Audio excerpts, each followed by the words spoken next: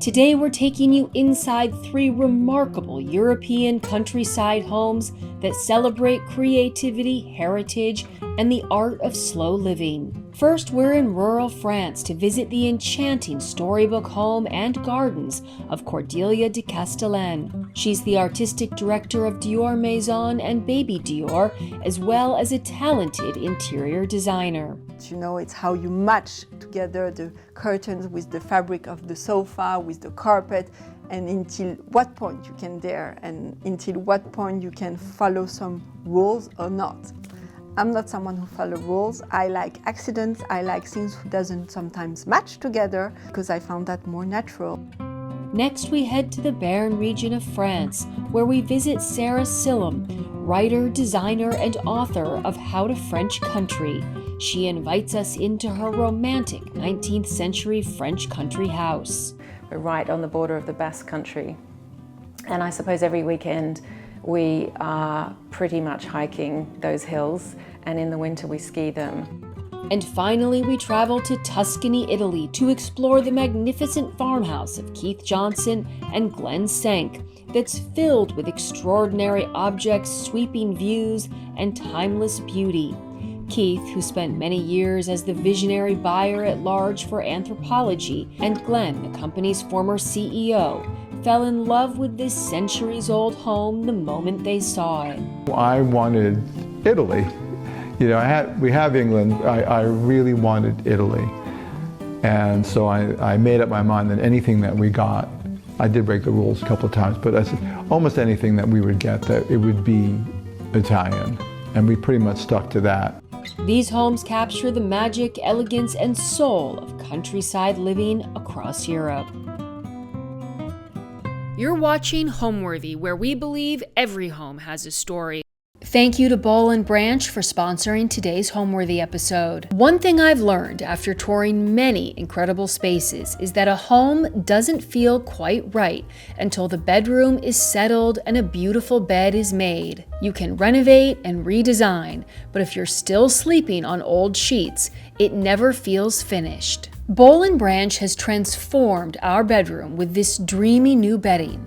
Their sheets are made from 100% organic cotton, and you can feel the difference immediately from the moment you take them out of the packaging to how they soften night after night. They're breathable, they hold their shape, and they just bring a sense of calm to your sleeping experience. This is the simplest way to upgrade how you rest every single night. If you're ready to start fresh, you can shop Boll & Branch using the link in the description box below and use code HOMEWORTHY15 for an exclusive discount to upgrade your sleep, because beautiful homes deserve beautiful sleep. Today we're in France at the enchanting country home of Cordelia de Castellane. A designer and businesswoman, she's the artistic director of Dior Maison and Baby Dior. Since purchasing this centuries-old estate, Cordelia has been slowly bringing it back to life, filling its rooms with rich textiles, floral wallpapers, and bold, playful prints to create a whimsical family retreat steeped in history and character. Outside her magical garden, the inspiration for her book Flower Couture, From My Garden to My House, blooms with the last of the season's flowers. Cordelia's paradise is more than a home. It's a place that's ever blossoming, a reflection of her playful imagination and creative spirit. You're watching Homeworthy, where we believe every home has a story. Hello, Homeworthy, and welcome in my house. I'm Cordelia de Castellane, and I'll take you for a tour.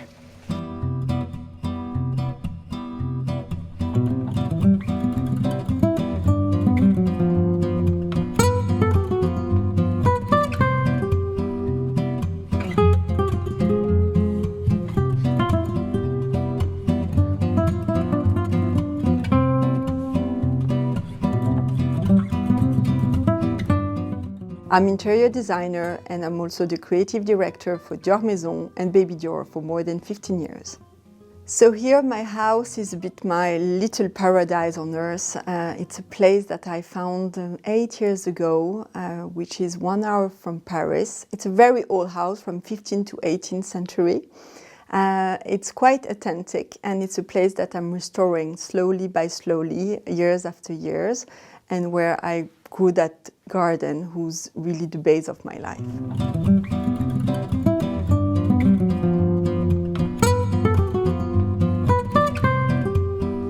So, here we are. This is the small hallway, the little entrance. Actually, we have three entrances in the house. We have this one, who's a bit for us every day, the guests.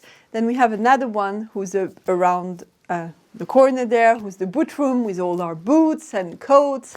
When we come back, you know, full of meadow because we are all taking big walks and being a lot in the garden, especially us, the gardeners. And we have one by the kitchen, which is directly in the kitchen, especially for the dogs. So this little hallway is very small. I wanted to make it something a bit cute, very simple. So white fabrics as curtains, very easy. You put them in the washing machine so they can be, washed very often.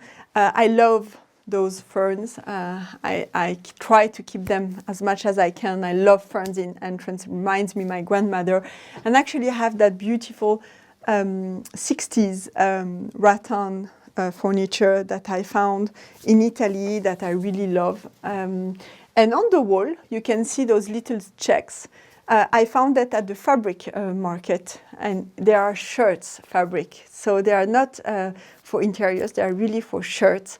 And I love the size of the little Vichy like that. I always love Vichy, those little checks. I found they are so chic in blue, in green, and you can have them bigger, smaller. I think it's always chic at the country south. And it's a very simple entrance, the lanterne, very 18th century, the beautiful doors in wood. So I kept it very simple. Usually, we don't put any mirror in front of a door because they say that not good for the energy. But I saw that the garden was so beautiful, the reflection in it, that I said, okay, leave it. And what I like also is to never leave any corners of the house not study. So if you see, there is a little corridor here who brings us to the kitchen, and I have my basket on the ceiling. I have a beautiful paintings with 18th century lampshades, applique on wall lamps on the wall. And for me, it's very important that we take care of each corner. I don't like, oh, we cannot see it every day, so we don't take care of it. When people go around the house, each piece of the house has to be taken care of. When I first saw the house, I always said that I felt in love with that house like we fell in love with a man. And I mean, she was already beautiful and there was not much to do. There was a lot of restoring, so all the things that you don't see. But I think it's what is invisible that is beautiful when you are redoing a house, to make it comfortable, to make it soft when you are, you need to be feeling well when you arrive in a house like that. It's a very old lady. So yeah, we had a lot of restoration, but she was already beautiful. We changed the fabric, we restored the floors, lots of electricity, plumbers, windows to make it warm the winter, things that you don't see. But also beautiful curtains. I wanted to keep it very 18th century. It was a house who was really mainly 18th century. So, I didn't want to go too modern. And I did a lot of choice of aesthetic to keep it like if it was always there. That was very important because she was already beautiful. So I had to leave it like she was, but better.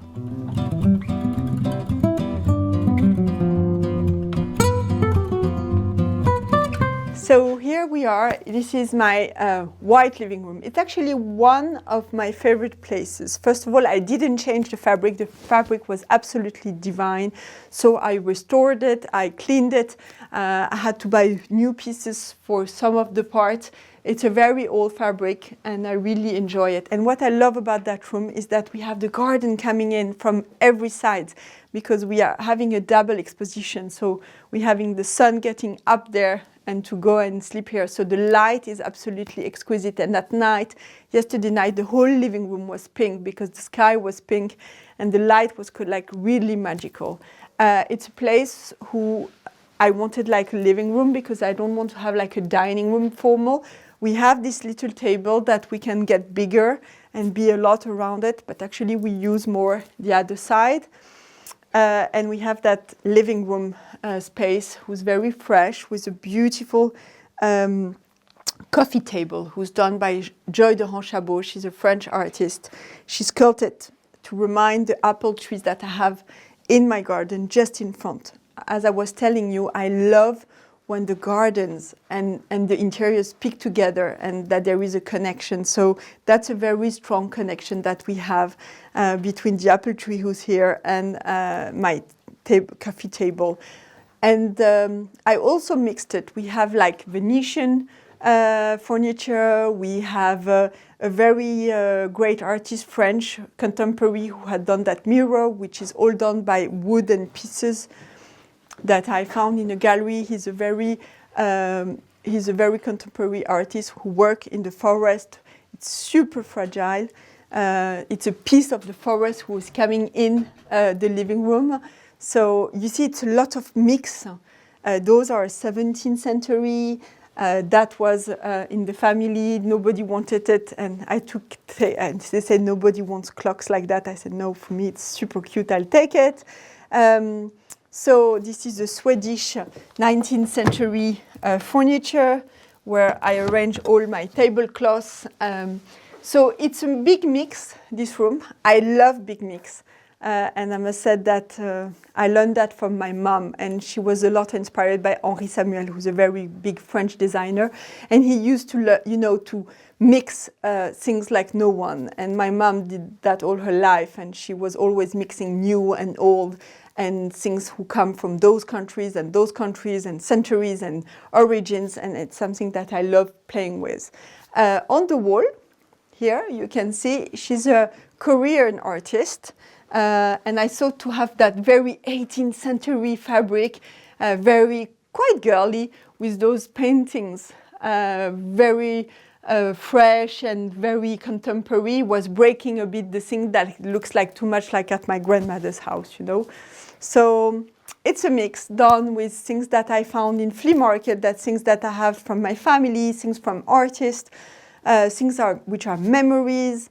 Those little pairs of mirror behind here, who's around that beautiful. I love this one. Look how beautiful. You open or close. It's so beautiful. You can see the flowers in transparent. It's a very beautiful one. It's Venetian. It's all, with mirrors sculpted. And I use it to put all the flowers here. And I have family old pictures. And I have all those boxes, which are from memories from big weddings or christening, from Lagacan, and for beautiful balls, which I went or my parents went, and I collect them. And those, it doesn't exist anymore, those little tiny details that you have in balls and everything. They are the ones from my sister's weddings. I mean, there's a lot of things there. It's full of little memories with pictures of the family. And we have all the collection here of the vase de Clichy that I love, with all my dahlias. I love those. I collect them. I have some every colors. I have tons of them. You can buy them on eBay or wherever you want. I mean, they don't cost much, and they are so nice and decorative. I have those full sculpture, and those full sculpture were in my grandmother's library, and I used to look at them for hours. And I think they are the origin of why I love fashion. I was looking at their dresses for hours. I was a unique child. I didn't grow up with sisters or brothers. So I was a lot with my grandparents and with my parents. And, I was sometimes bored, but not bored in a bad way, in a very good way. And I had to have a lot of imagination not to be bored. And those were part of it. And I was having so much imagination of the life of those four women. And so my grandmother knew that I loved them, and she gave it to me. And so they follow me everywhere, and I really love them. And maybe they're a bit désuet, and they're not something that I would buy today, but they are part of me, and I really love to have them here. And those mirrors were found in the south of France. And so here we have a little pair of mirrors. So what I love is that that's a beautiful furniture. It's really a masterpiece. And here we have those little mirror who looks absolutely divine. but I think I paid them 50 euros in the south of France, near Avignon. So I love those kind of contrast and playing with that. I don't think that doing decoration should be only having expensive things. I think it's a kind of mix and things that you put together. And if you have a good eye and you bring home things that you like, prices are not important. That's a beautiful vase that I had designed for Dior with the lily of the valley. They are vases from Dior, and I love designing those, and I have all the plates matching and everything. And sometimes I love to bring home things that I had designed because I took pleasure about it and I'm proud of it. So yeah, I don't like to have like a showroom because I think it wouldn't work, but to have few pieces that I had done with my team is always a nice memory of my work. Older house has that very old tomate that I love. That's why I'm not putting huge carpet. I'm putting those carpets, which are very old carpets from East countries, Russian, most of them. And I really love them. They are quite unique. And you will see in the other living room, I even mixed them. Oh, hi, Mowgli. Hi, my love. Yeah, it's a house which is not fragile because we have lots of dogs and lots of kids, and we are all coming in with boots and everything. So, it's not a fragile house. I also collect a lot of laces.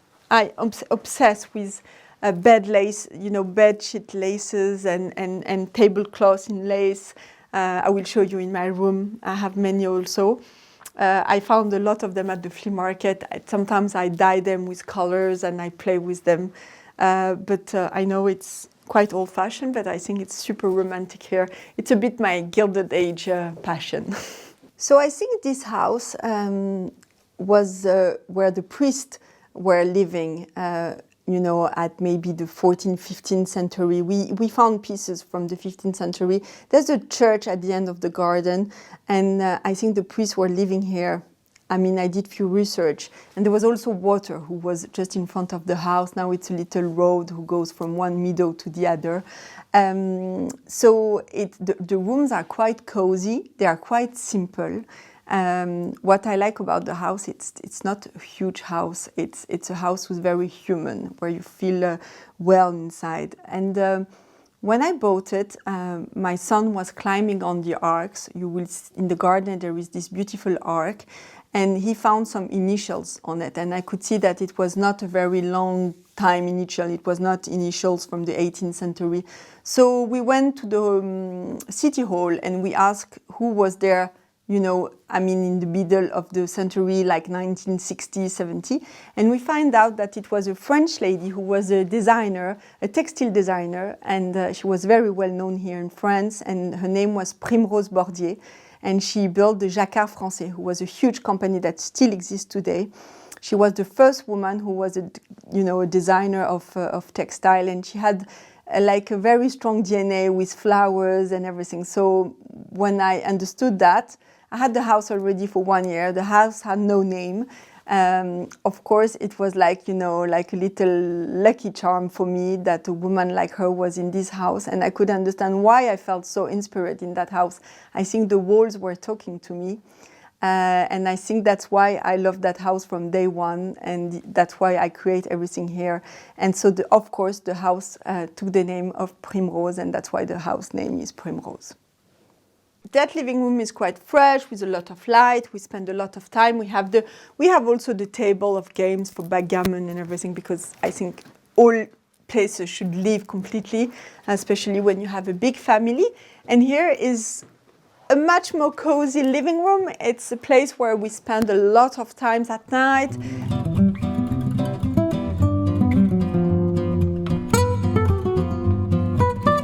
So this is the second living room, which is actually the place where we stay a lot at night, before and after dinner, a lot in the winter because we have the fireplace.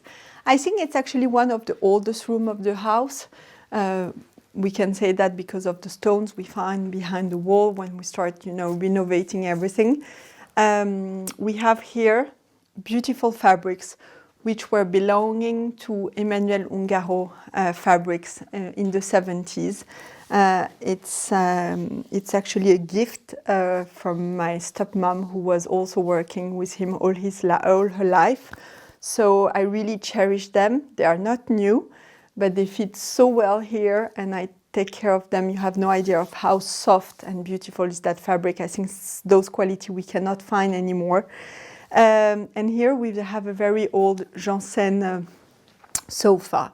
I kind of like sometimes to find, those are the Janssen sofa. I kind of like to have things that I don't need to recover, which are in a good state, of course, and you have to check that the quality, that they are healthy. But I like to bring things that doesn't really match the curtains and everything. Well, those so far were matching, of course, the curtains, but this is breaking completely the balance of the room. And this was also to a friend of my dad, and I was looking for something like that, and I quite like that it's quite old. It makes the room that it was always there, and that we didn't do something matching exactly the places. So those two little chairs, I found that in a beautiful antique place. They are Napoleon III. I love them, and they match with that little table Napoleon III. So we have that little corner, a bit Napoleon III, in the middle of that disaster. And I wanted to be a big carpet, so I used 3 of them, who are also the same as the one you saw in the other room, which are completely East Countries, beautiful kilims, very old ones. It's actually something that I saw in a castle in England, and I said, oh, that Duchess is so chic and she does it, I can do it as well. And why not? So here I have a beautiful clock with my dahlias from my garden, 2 lamps contemporary who match 2 Venetian very old mirrors. So you see, I'm playing with the things. I love to mix new and old. Those were in my house in Switzerland when I was a young girl. Those candlesticks were to my grandmother, and I saw they were really nice here, so I took them here. I like them. They just have the idea like a lamp, and I put them together. I don't like things by 2, very stick like that. I like 1, 3, or 5, or I'm perfectly symmetric. But if I have to put a group, 2, I don't know. I found it too square, so I like 1, 3, and 5. So here they are, the 5, and not matching exactly. And then I have those beautiful vases, and I can tell you I'm always waiting for the irises to come, because when they come, I play with that table, I empty everything, and I put all of those vases with irises and with my irises collection. So I play a lot with the flowers as decoration. Behind, I have a little Aubusson tapisserie. Actually, sometimes it can be a bit old in a place, but I thought that with the lamp, and this lamp was also very contemporary, it would work. And I use big baskets to put, all the games and the thing for the chimney and all the stock that doesn't make the living room messy, but are still something that we're using, which is alive. It's not something that is just for pictures, we're really in that room, and that's why I'm showing my house very naturally, And this is the little rolling things that I'm using for the chimney, you see. So we are rolling the newspaper. I found that always very nice. I like those kind of details. Devils are in details. And this is my tapisserie. This is my games. I do a lot of tapisserie, like a granny. And at night, we are having big conversation here with the kids, and I'm doing that at the same time, because I don't know how to do one thing at the same time. So I'm always multitasking. So I have to listen and do that with my hands at the same time, or looking a movie and doing that, or looking a movie and reading at the same time. So I can't do anything about it. Here, behind me, that's the magical closet. All my glasses, all my vases, all pieces of silvery candlestick. Some with value, some with no value, just nice designs. Most of them are here, but there is 2 at the closet, because, of course, I have a lot. That's the only problem with my work, is I have a lot of plates. And some woman has a lot of bags and a lot of clothes. I don't have a dressing huge, but I have a huge dressing of plates, I can tell you. The house is decorated in a very, I think I would say simple way, because I had kept few of the fabrics. 1 or 2 rooms are still identical from when I found it. Of course, I redone them a bit, or I rewash them and restore them. For the rest, it's mainly my fabrics, my prints, or some, like in this living room, I wanted something quite calm on the wall, so it's that quite beige, gray, and it was very important for me to feel like I didn't do much. I don't like when you feel that you do a lot of decoration, and that's a bit what I try to do in my work, is that you never feel how hard it is behind. It's quite natural. And it's a house who has been done with memories and souvenirs. I had a lot of things of my grandmother, a lot of things of families, a lot of things of that I bought in some trips, or that I had from many years when I was young, that I kept it with me. It's not maybe great things, it's not expensive things, but they're all things that give me memories of life. And this is what I want for my house. It's places that talks to me and where I feel it's my house, it's personal, it's authentic. Well, the most challenging was basically electricity, because when we took the house, the electricity was still on a thread at the old ways of the 19th century, which is completely illegal. And without breaking all the house, we had to go back to those lines and redo everything. So it gave a lot of work without trying not to destroy half of the house.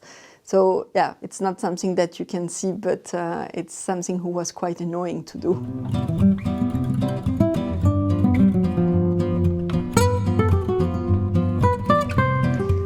So this was for the living room, and now let's go and see the kitchen, which is actually one of my favorite place in the house, where I spend the most of the time. Those are my collection of baskets. I have many, and I have much more even here. So you have all my baskets here, and actually this is where I do my flowers arrangement always. So I pick them up in the garden, and then I start to do my arrangement. I spend a lot of time in that place, especially I love it. And I'm surrounded by my collection of glasses and cups and all my vases, and it's usually a big mess on the floor. I tidy it up a bit for you, but I will finish it later and show you. And here is my little kitchen, which is super high ceiling, so it's super fresh on the summer and quite cozy in the winter. I have all my collection here of the barbotine that I'm collecting years after years. I have a lot in my house all around, but a lot here too. Here is the table where we have the breakfast with the children and all the family. We can be around 8 or 9 around the table. So, breakfast is always easy because we never wake up at the same time. And we have all the croissants and the fruits and everything. I have a lot of plates and little details like that. They all have their little napkins where their names. So, most of them study in university and everything, and when they come home, the little details that make them feel really home. And that beautiful tablecloth is also from the East countries. I love it. It's all handmade. It's a mix from mom designed collections, plates that I had since ever from my grandparents, or things that I found at the flea market, things from Dior Maison. It's a real mix, a lot of wicker, all my vegetables, and the garden just behind. And what I love is that during the summer, if it's not warm enough, we can still have the breakfast, all doors open on that view and on that garden. And I can tell you, it's really nice to have your coffee in front of that for the first shadows of sun in the summer, in the spring, when it's a bit chilly to have it outside, but still you want to have it a bit inside. So here is a bit where I have all the stocks for the breakfast, the cups, for the coffee, the mugs, lots of things that I'm collecting. Those were to mom, I love them. And we have a whole service like that with the cups. Those also were in the family, and then we have Zara Home and Dior Maison mixing together. I mean, I love those kind of mixing. It's never really the same. I have a lot of choice because I love it. But there are things a bit rare, things beautiful, and more things like, I mean, those, they are totally divine. They are Japanese barbotine. They're so exquisite. And I serve the coffee in those. And I love them. Let me show you. I mean, I love those too. Look at, even those are beautiful. But look at that. I think this is so exquisite. Wait, let me not break everything because I'm super clumsy. But look at that. We even have the little frog on it. So cute. I mean, yeah, it's my favorite. This one is really my favorite. I do very careful when I use it. And I have things a bit more original as well, like those with the mummy and the baby giraffe. I think it's cute to have a coffee there. All my little jungle. I love them. I have the hippo, I have the tiger, I have the elephants. Those are found in England in the flea market.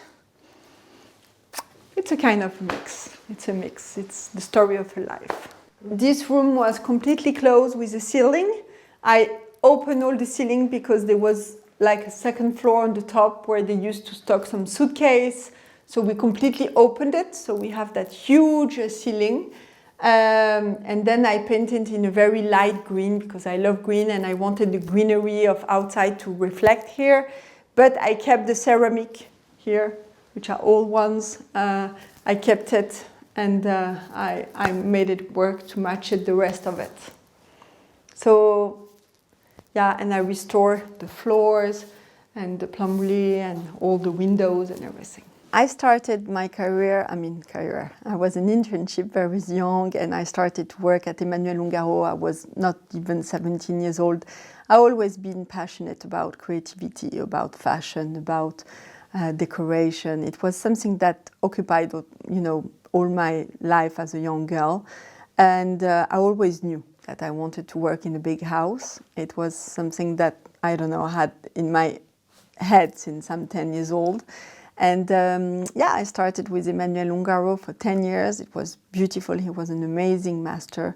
I learned so much with him. But I not only learned about fashion, I learned about how to mix the prints, how to dare to do things that you would never even think about it, how to go to the flea market, because he and his wife Laura was spending so much time in the flea market, finding beautiful pieces, fabrics, but also things for the tables, that, being with them so young, of course, made my eyes, change and react differently.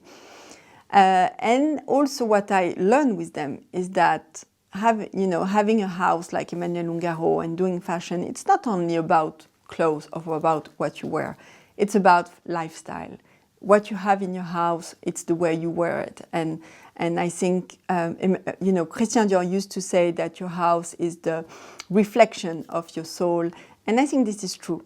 Everything starts in the house and then you go outside and you get dressed and this is what you show outside. But your soul is in your house, is the way you are. And I can tell you when I enter the house of someone, it's something that I can tell a lot about the person. So yeah, I learned all of those with them, and they were an amazing couples to work with. I met there Giambattista Valli, who's an amazing also creative director and designer today. He has his own brand that I love to wear.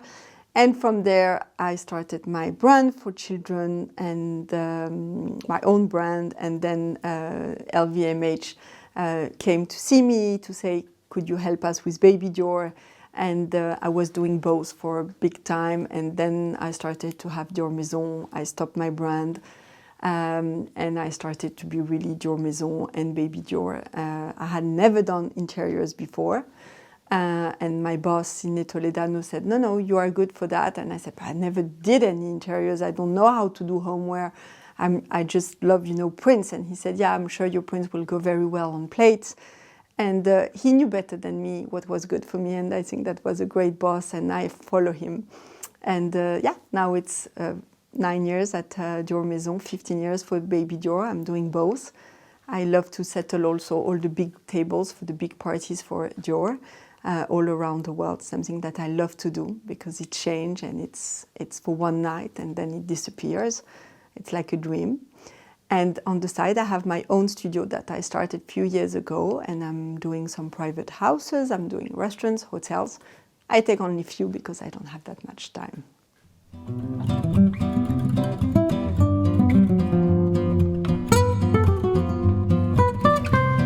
So here we are upstairs. This is the first floor. We have a few rooms here. So I'm going to show you mine. And all this hallway is done with fabric that I had designed with Maison Thévenon. And all those drawings are done, except this one, which is Warhol, which is a lithography from Warhol. The rest are designs done by my mom. So it's actually my mom corridor with all the designs. And here you have my wedding dress from Emmanuel Ungaro, who was designed by Emmanuel Ungaro. So lots of drawings. And come Mowgli. This is my boudoir. This is where I spend time also watching movies and reading. I actually love that room. That's a carpet that my grandmother done by hand. I have lots of family pictures. I have that beautiful little office that my mother got from her father. So for my grandfather, this is where I write thanks letters and ideas, and I work there a lot. During the lockdown, I was working here a lot. I love those alcoves. They were here. They're authentic from origin, and I had put a little painting there. Just one. I love those flowers like that on the frame. And here we have a Venetian mirror that I love. I love Venetian's objects since always. I have some in Paris. And this one is a lamp that my mom had on her desk. And inside, they come from Venetian. They have lots of little people and animals. And I could give names to all of them when I was young. So I was staying next to her office and looking for them for hours and telling stories about them. So yeah, I kept it there. There's no more electricity. There's nothing. It's just decorative, but there are memories. And this is what I love about this house, is all the memories that are from here. It's actually the smallest room in the house, but very often at night, we have a big TV room, but I don't know why. This is probably the place where we are all a lot and spending time a lot. And very often the kids come, and this is where we have also, study conversation and big decisions. And it's very relaxed. It's a place where, we watch movie together. Or sometimes when I'm alone with my daughter, we watch girls' movies and the boys are upstairs. So it's really a special room for me. And I love the idea to have a little living room stick to my bedroom. I think it's super important when you have a big family as well, to be able, when you can, of course, it's a very big luxury and I'm conscious of it, to protect a bit yourself, having a bit your space. And this is my space, our space. This was here. When I had the house, I told you I had 2-3 rooms who had fabrics that I kept. And this is one of the rooms that I kept the fabric because I loved it and I found it divine with the wood. So once again, we cleaned it and we restored it, but I kept it as it is. So yeah, I think when you have good pieces in a house, don't be afraid to keep them. Just make it new and fresh and washed. But I think it's always important when the house is good to keep a bit of the soul of the house and build around. When I put a space or an interior together, first of all, I need to be sure to really know the person that I'm doing it for. Is it for me? Is it for a client? I need to know the person because I need to know what they like, what are their habits. And also I stay a lot in the room. I need to feel the wall. I need the house to talk to me. I know how strange it is, but I need to see how the light gets in the room. When a house is not in the city, I need to understand how the garden will connect also to the house. It's something that is very important to me. Gardens are as important as the inside, so it's really a communication between the two. And then I start to walk around. Of course, I do the walls and the curtain, but I would say that is the easy part because we have such a beautiful choice of patterns and colors. But then it's what you put inside who makes the difference. It's how you match together the curtains with the fabric of the sofa, with the carpet, and until what point you can dare, and until what point you can follow some rules or not. I'm not someone who follows rules. I like accidents. I like things who doesn't sometimes match together because I found that more natural. I think decoration which are too perfect is too much decoration. And I like the people to feel that they are home and that they kind of made it themselves and that it's not someone who worked a lot behind to make it so perfect. So that's a bit the way I work.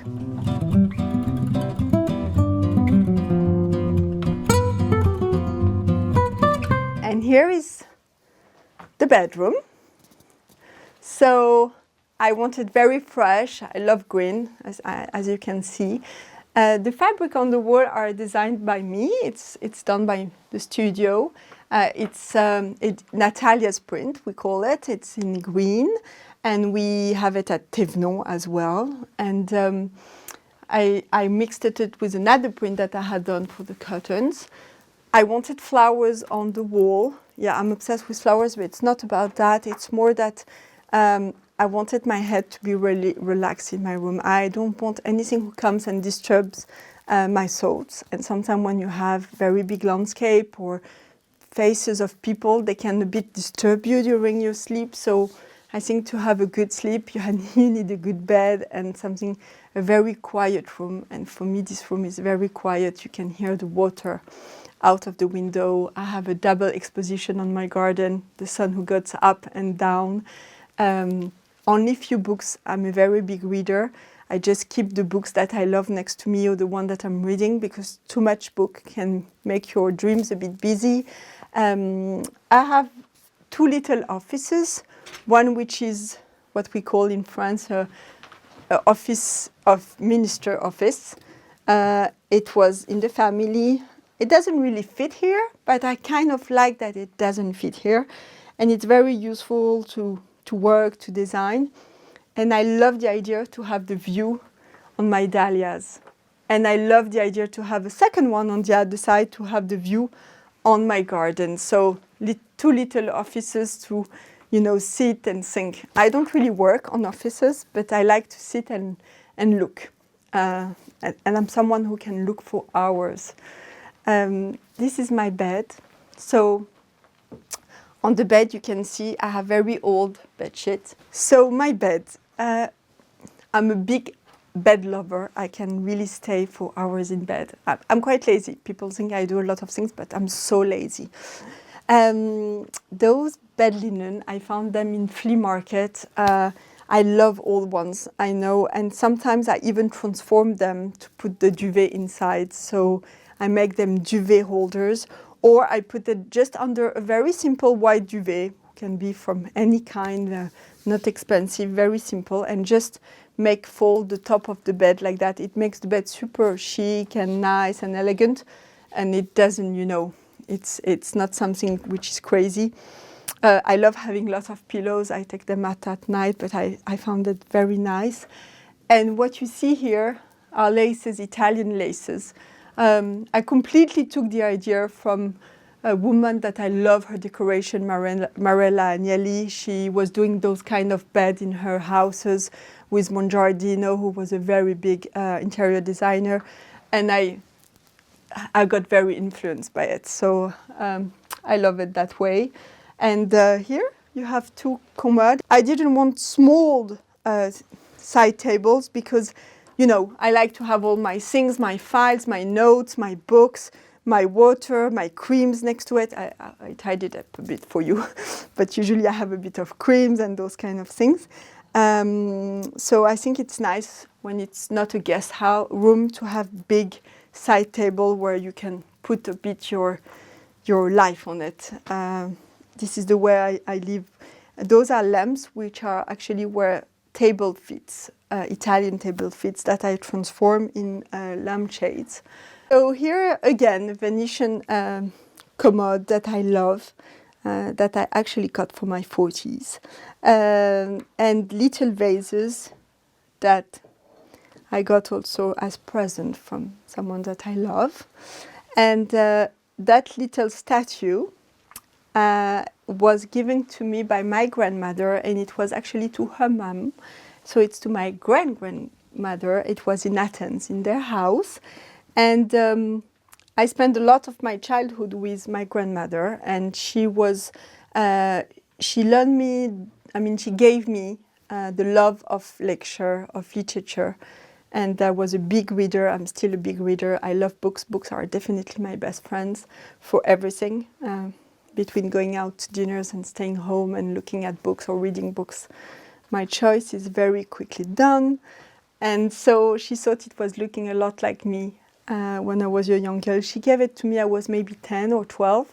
So it went from my little girl room to my teenager room to a mom-to-be room. And it was always there. Sometimes I could change houses or life, but she was still here, like a reminder for where I come and, my passions and my values. And my grandmother gave me a lot of values in life, and so she's very important to be there. She's actually still in life, but she's important to remind me always in front of my bed who I am.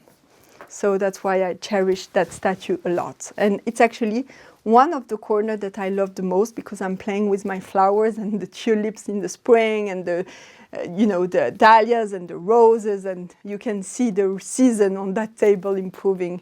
And I think when I go to bed and I see that, it makes me very happy. That carpet is from my grandmother on the other side, on my father's mother, and she also all embroidered by hand. She was doing a lot of embroideries, and I love having it there, especially the print with those flowers.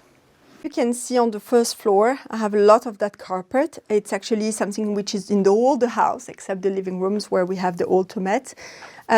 It's something very basic, who's very resistant for the countryside, even in Paris, even in the city. It's very chic because it's neutral. Rattan and wicker is always the chicest. It goes with everything, so that's why I'm using those a lot in my project, but also for me. They are very resistant and they match everything. I found them very chic, so you have a lot of those with me. I think inspiration is like a muscle. The more you use it and the more, it works alone. It's like people who run, they just start to run, and it's easy for them because they run every day, and they are used to it, their heart are used to it. Well, it's the same. The brain of imagination is a muscle. It works alone, and sometimes it gets a bit more tired, needs a bit of rest, but there's not something that inspires me really. Of course, I'm more connected when I'm here in my house or in the mountains than the city, because when I have too much information and I'm too much in a rush, my head is not working as well. And I'm much more faster when we leave me alone and we let me be alone, and then I can deliver. But because my muscle goes in. But it's like flashes that I have, and sometimes I have flashes in the morning or at night, and I have to write them immediately, because if not, I lost it. So sometimes I just see the room in front of me, or I see a dress that I want to do for baby Dior, and I just needed to put it right, note it immediately. If not, it's gone. It takes 5 seconds and I forgot it. And my room gives on a little bathroom, which is quite simple.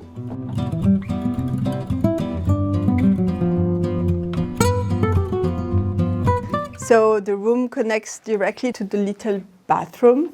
I'm crazy of baths, so I have a big bath that I love. All mirrors that I stole probably from mom or my grandmother from mom's side. Little table sides around the place where we brush teeth and little lampshades. And I love having fabrics in the bathroom because I'm always cold. So I love having fabrics around me in a bathroom. And actually, you know, in the 70s, we also used to put carpets on the floor. I mean, if it was me, I would even have put carpets, but we told me, no, that's too dirty. So we went with fabrics only. But it's super cozy, and I love that it's all the Japanese flowers that I use also at Dior a lot. Mr. Dior used to love Japan, and those cherry flowers, I love them. We have a lot of cherry tree here. So again, it's a conversation between the garden and my house, and that's what is important. And you know, English people, they always take care more of the gardens than the interiors, and that is something that sometimes French forgets, and they match the garden to the interiors. I think it's nature who should, the house should adjust to nature and not the opposite. So that's why I have little touches of the garden on the walls here at the countryside. I love having nice details in the bathroom. It's not because it's a bathroom that we shouldn't have nice pieces. Love those perfumed flacons, which are completely decorative, but they're very nice here. Little things for my perfume, brushes, old brushes, and you know, things to put, the toothpaste and everything. It's little details, but I like them pretty, and I like to take time to find those little details. You know, like those things to put the cotton and everything, I think makes a difference in the bathroom. And from the morning, the bathroom is the first thing that you see when you wake up. And I think when you see beauty since the morning and things that put you a bit of attention and makes you happy for the day. So I think it's outside is sometimes too ugly. So, you know, I cherish the little pieces that makes me happy at home. A very big fan of dining room. Maybe it will change. I think that I don't like too much formal. I'm not someone very formal in life, and I love the way that when we are cooking, we can have dinner at the same time, and we are not disconnected from the kitchen, probably because my son is a chef, my older one, I don't know. But I like to be in the kitchen. I find it more cozy. And even when I have friends, you know, on a Saturday night and they have, you know, they come and have dinner, I like them to have them around, that I am able to cook or to have, you know, someone helping me to do the food, but that I'm not disconnected. And I think I grew up too much in dining room with my grandparents. It was quite formal. Even if they were the best, but they were the kind of like kids are there to be seen and not heard. And I think I got a bit like, oh, I don't want that for my family. And so I put everybody in the kitchen and there's no formality. Also, I think that today spaces are more and more hard to have big spaces. And I think it's much better to have a room, an extra room for a kid or more place for a living room, for a living house, than to have just a dining room where you just spend your meals. And I rather put a big kitchen with a dining room inside. I always try to have big kitchens and to have a place there with a banquette or a little table round with some chairs around. I do love banquettes, you know, I love those bench, very comfortable, where you can come and stay and sit and have lunch, but then stay and work. Kitchen is a family room. It's a place where, you know, you spend most of the time, for me. And I always ask my client what they want to do about it. And I always push them a bit to have a nice place in the kitchen, to have a long breakfast, have long talks, to be able to do multitasking. Because I think I'm a multitasking girl. I think that my house signature scent is the grass, the cutting grass, because it's all surrounded by grass. And of course, I have few magical candles that I love that I'm opening. I think it's very important in a house that your 5 senses are opened. I mean, I always said that something which is a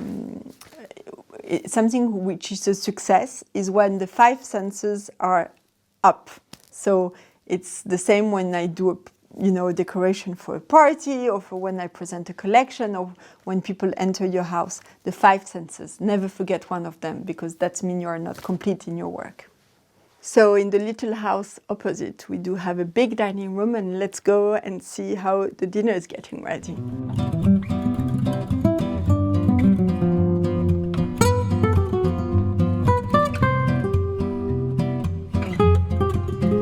So this is what we call actually the gardener house, and this is where we have the big meals for lunch, dinner. When we are not in the garden, we can be a lot. Sometimes we put another table and we are even bigger here. Sometimes we could be until 50 in that place. So it's a bit the multitask place. We have 3 rooms here of guests. We have baby food and things upstairs. And here is the dinner table, very easy and cozy for the dinner. That's a very simple table that we do for casual dinners on a Saturday night for the family. I love those plates because those plates were actually my first one at Dior Maison. And they're all about the garden of Mr. Dior, Milly-la-Forêt. So you have the clover, you have the daisy, you have the little coccinelle, who's good luck, the butterflies. I mean, all the cards of the house are here. With old vintage glasses from Dior Maison, from my mom, and very old knife and fork that I copy from Christian Dior. They were from Christian Dior. It's an antique who found it to me. They were from the years of Mr. Dior himself. I collect a lot of things who belongs to him. And then we reproduce them for Dior Maison, and we call them les ronds-points. So we don't have them in green, but we have them in silvery, we have them in colors. Those are really beautiful in green malachite. I love using them. And then I have the little plates for the bread with the little clover. I use little laces that I found in Italy. I always find that more sophisticated, those little things, especially when I don't use a tablecloth and I don't use any sets. I love using the wood direct. I found that more casual when we have a family dinner like that. I use the silver candlesticks. They always give a lot of glow to the table, even if we're just us. I always said that silvery on the table is like putting earrings for us women. It gives glow and elegance. And I use a lot of little vases with the flowers of the garden. I don't really think in advance of what kind of flowers. I do the flowers, then I put the plates, and this is how I do my dinners for the day-to-day. I mean, very simple. I'm not thinking about it too much. It's quite easy to do. It's not a table. I don't do the table the same way when I have to think a lot about a beautiful dinner setting or a birthday or a party for Dior. That, of course, is a lot of thinking, mood boards, and having the perfect plates and the perfect flowers and the perfect vases. No, here it's family. It's about friendship. It's things come from the heart. It's quickly done. I have no time to think about it. I'm just picking up plates and putting flowers in vases, and sometimes it works nicely, and sometimes it's a disaster, and it's fine. I mean, we're there to spend nice times. My napkins are done with the crest of the family, French family, so we have those things in France. Those ceramics, I love them. They come from a man who sells them in Normandy. I really love them. I love to have pieces like that, and I have little wood, glasses vases that are alternate to give a bit of lightning to the place. I love mixing the glasses and the colors. I use candles at night, never in the day. And then I will put the little pots for mustard and salt and pepper and little bottles for the olive oil. And so the table is yummy, and not only nice, because it has to be also yummy, a table. We always have the fireplace at night, and we often open the candles and have a lot of lightning at the candles. In a room, and especially when we have dinner, and in the place that I do, when we do a room or when I do a project, 50% of the project is about lighting. I mean, if the lighting is bad, everything is going to go bad. So it's very, very important. My love, what's going on? You want to go and play. I know you want to play in tennis with your brother, and he didn't bring you to play tennis because you have a problem, my love. You broke your paw. What can I do, my love? What can I do? This is a disaster. You cannot play tennis. You are having a disaster. You are a spoiled rat. You are having a disaster. Disaster.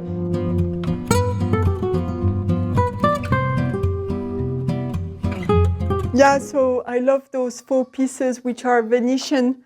They are Venetian Four Seasons, the Four Seasons by Venetian paintings with Fortuny fabrics. I really love those, and they were perfect to match that long wall on the top. I had no idea what to put, so I found those, and I said, oh, well, actually, they will be great here. This room is a mix of curtains that I got back from my grandmother's house in Paris, a carpet, like a small kitchen, super easy to do, just so we have a kitchen here when we are cooking for the dinner here, plates on the wall, very simple painting of white on the wall, and a big table to put the buffet when we are a lot like this weekend. It's really nothing crazy. It's done with things here and there. I didn't really decorate that place. I just put it like that. The decoration itself was the high ceiling, that color blue that I had put and, repainted. It was already a blue, but I repainted a bit less pushy. Mowgli, no, mon bébé. You cannot go out. Viens, viens, viens. And those stones on the wall. So, it's very easygoing, that carpet, off-white, the stones on the wall, a touch of blue, but it was not, something that I thought about a lot. It's something very practical, which I wanted very family and relax. I don't really have tips because I don't really have rules. I follow a bit my instinct for every room, and I always tell people, just, do it how you feel it. I mean, don't start to do, I should do like this or like that. Just do it like you want. This is your house. It's the way you want. And then if you want advice, we're here. We can help you out. But I don't have really tips. Trust your guts and then think about it. And this is the value that I have for everything in my life. But there's no really tips, just dare. I think daring is important for everything, and especially when you create your own house, because if you are too serious or you restrict yourself, this is not you anymore.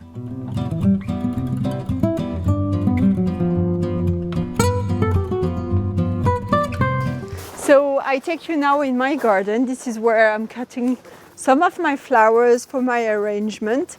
We are in autumn. This is the end of the flowers. The garden is going to get asleep. Yes, Aska. Yes, the garden is going to get asleep very quickly. And we are having the last flowers of the season, dahlias especially. Elle peut rester avec moi. So we have a beautiful, very old apple tree. I was talking to you about it. That's why we have the coffee table with those apples sculpted. This is about it. And we have small details. You can see those 2 goose here. I love having little objects full of fun, I never take too seriously things. I mean, I always want to have a bit of fun. And so they're here and they're having a conversation, and we're having a big history about them with the kids, like private jokes. And so we have the Gora, we have the Fritelias, the Fuchsias, the last Cosmos, the Japanese anemones that I love for arrangement. Unfortunately, they don't last a lot, but those fuchsia, they do beautiful in vases. They just fall like that. They're so romantic. Sometimes I just put them in one vase, just them, like a queen, so they can have it all. They're like bells. I am in love with those. There's the beautiful ferns that I love, also doing arrangement with some ferns. We have here cherry blossom. I was talking to you, I can see it from my bathroom. so reflecting with the fabric of my bathroom. And this is my little greenhouse where I'm putting now all the pots and the oranges and the lemon trees, and everything is staying warm, and all the geraniums are inside, getting ready for the winter so they don't get frost. And yeah, the garden is going to fall tiny by tiny, sleeping for the winter and get all beautiful for next summer. You have amazing rosemary here. It's so good. I love doing veal scallops and chicken with it, and potatoes. It's so good. We have a lot, and I'm doing infusion with it, with warm water, and I'm putting infusion of rosemary. It's super good. It's not very common, super good. Look at those dahlias, they're amazing. Well, it depends of the season, depends of the time that I have, but few hours, at least a week, yes, for sure. For sure. I love being in my garden. I love taking care of it. It's a therapy for me. Look at those. I cannot cut it. It's too beautiful. I mean, they would be so beautiful in a vase. The more you cut the dahlias, the more they come. But now this is the end of it. So the more I will cut them, and the more they won't come back, for sure. But this one is falling apart. Et voilà! And I'll cut this one for you. Look at that! Woo! Café au lait. It's beautiful. Love it. That is going to go straight in a vase alone. She's a standalone girl. She's beautiful. Look at those. We're going to put it in a vase. It's so beautiful. Look at those. I mean, this is like art. Love those.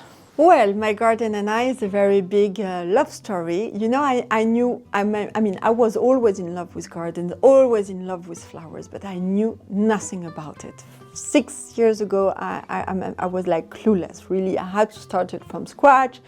I had a great landscape designer who done a big part of the garden.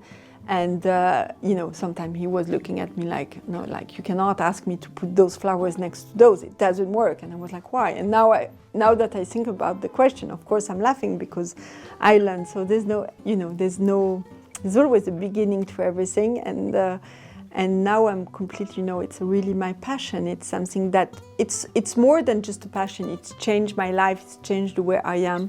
I was someone who was always very afraid of the tomorrows. Always having a lot of superstition to take a plane ticket in advance and everything. And now I have to plan my garden 6 months in advance, because if I don't plant in October, there's no spring. So I learned to go over that and to believe in tomorrow, and to believe in tomorrow. So it changed a lot of things also in my way of thinking and my way of handling my anxiety. So the garden has a part in front of very French, quite neutral, with some squares and some, you know, trees, very symmetrical, which we call very Frenchy. And behind, it's a very English garden that I was inspired by English gardens, and I'm in love with English gardens. So I try to do a mini one, and it's very romantic. It's like a secret garden. So what is atypical with the house? It's up a hill, so we have the land around, and we can have a very beautiful view from one point of view with the forest in front of us. So the front of the house is very 18th century, with a very French garden, with grass and a little bench, quite tidy. In front we have the flower farm with that view of all the dahlias, tulips, and flowers that are cutting flowers that I'm growing here. We have more than 1 hectare of growing flowers, so it's quite a work. And behind we have the beautiful English garden with squares, the little greenhouse, the places where we have lunch. Very nice handmade here, gates, home done gates to open little other garden, and one huge meadow with apple tree who goes into the church of the village. It's a very, I always say it's a very Jane Austen view there. I love lots of flowers. I don't know if I could really have one, but of course dahlias are something that I really love since always, and I love their shape and their craziness and the way they talk together. And I must say that I have a crush on irises as well. I love irises, and I'm actually doing a small irises garden now. I'm working on it. Well, what we have great with Mr. Dior and I, we're very good friends because we connect about gardens. He was a very good gardener. He loved gardens. I think his imagination was coming from there. All his dresses was named of flowers. The colors was inspired by the flowers, the shapes, the prints. We knew that it was really something, nature was something very important in his childhood that he transferred in his collection. So of course this connection between him and me is a very strong connection, and it's a very nice conversation that we're having for many years now. I want people, when they step in my house, to feel well. This is the only thing that I want. I want them to feel safe, they feel happy, that they feel quiet, serenity. Don't you think serenity is the most important thing that we need now in this world? I don't care if they look the decoration, if they like it or not. It's not about the decor, it's how they feel the energy, if they're feeling safe, if they're feeling relaxed, if they had a good time. I think this is the most luxury thing that I can have, is that people would feel well in the house. Today we're visiting writer, designer, and photographer Sarah Silm at her home in the heart of France's Béarn region. Built in the 1830s, Sarah's home embodies the romance of French country living, with soft stone walls, cozy rooms, and sunlit windows overlooking the rolling countryside. It's the space that inspired Sarah to write her book, How to French Country. In this episode, Sarah takes us through her beautiful home, from the warm country kitchen to an elegant dining room, and bedrooms where her own wallpaper designs mingle beautifully with traditional French antiques. Outside, she shows us her converted barn, an idyllic countryside escape brought to life through her signature style. Along the way, Sarah shares some ingenious tips for upcycling antique woodwork. I actually made this with a local carpenter. It's actually the side of an old bed that is beautifully carved, and the bed had been destroyed by kind of woodworm, and this one panel was all that remained. So he beautifully made this this surround for the range hood, and I love it. In her kitchen, she also shares a French essential that's as practical as it is charming. There's, I think, one piece of equipment that I could never ever live without, and it's a French food safe. So it's perfect for when you go to the markets and buy berries or fruit or cheese that you want to have at room temperature before you serve it. You keep it all in there. It's behind mesh, and so your fruit flies can't attack the fruit before you eat it. And the cheeses obviously need to be eaten at room temperature, so they are perfect when you serve them.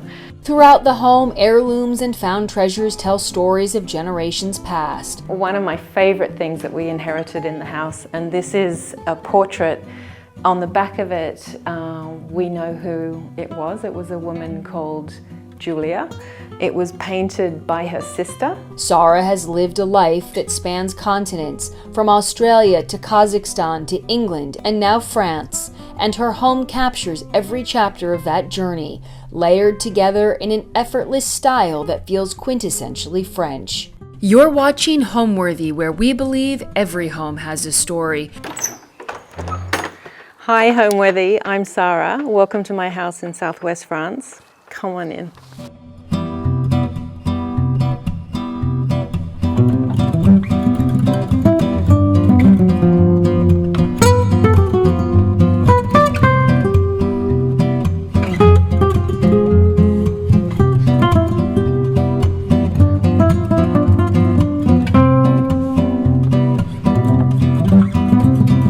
Hi, my name's Sarah Silm. I'm an interior designer, writer and photographer, and welcome to my house in southwest France.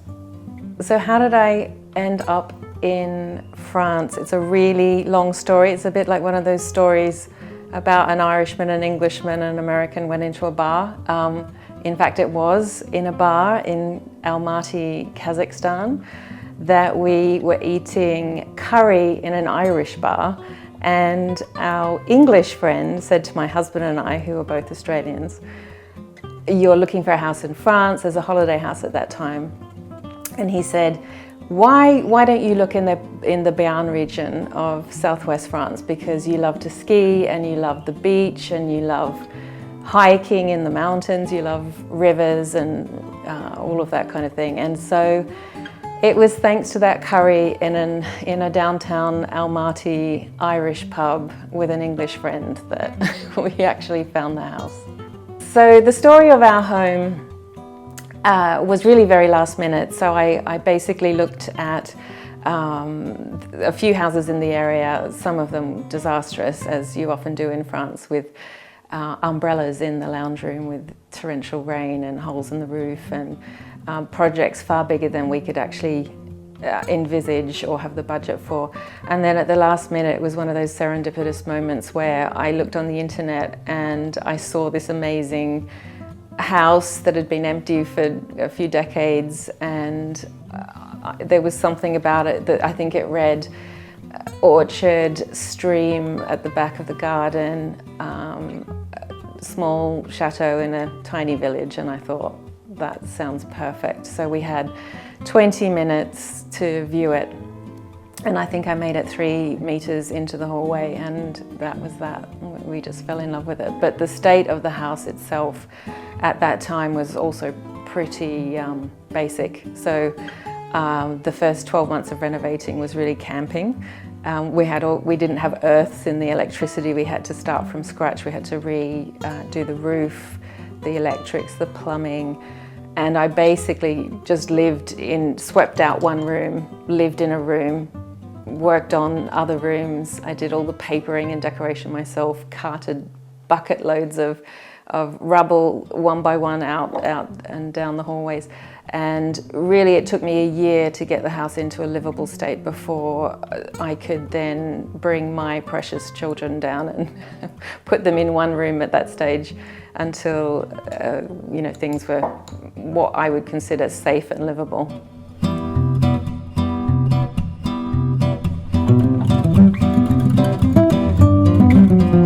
So this is our kitchen, and this is where we spend pretty much all our time, I think, as most families do. So when we bought the house, this table was here, and it has pretty much stayed in the same spot. It was a little bit further away, but it's virtually the table we eat at every night, even though we have a dining room. But it's funny because we will do some more work to the house and a bigger extension very shortly off this kitchen. And when I told the children that we were about to extend the kitchen and change it quite radically, the children all just said, "Well, you just can't get rid of this table because this is where this is where we've grown up." So this table was here, and we just have a bit of a collection of old and new chairs. The heart of the home really is this duck egg blue Aga, and it runs pretty much every month except for summer when it's too hot. And it really is not just for cooking, it's a kind of people magnet and dog magnet, as they tend to be. And the kitchen itself I designed with a company quite a long time ago, about 11 years ago.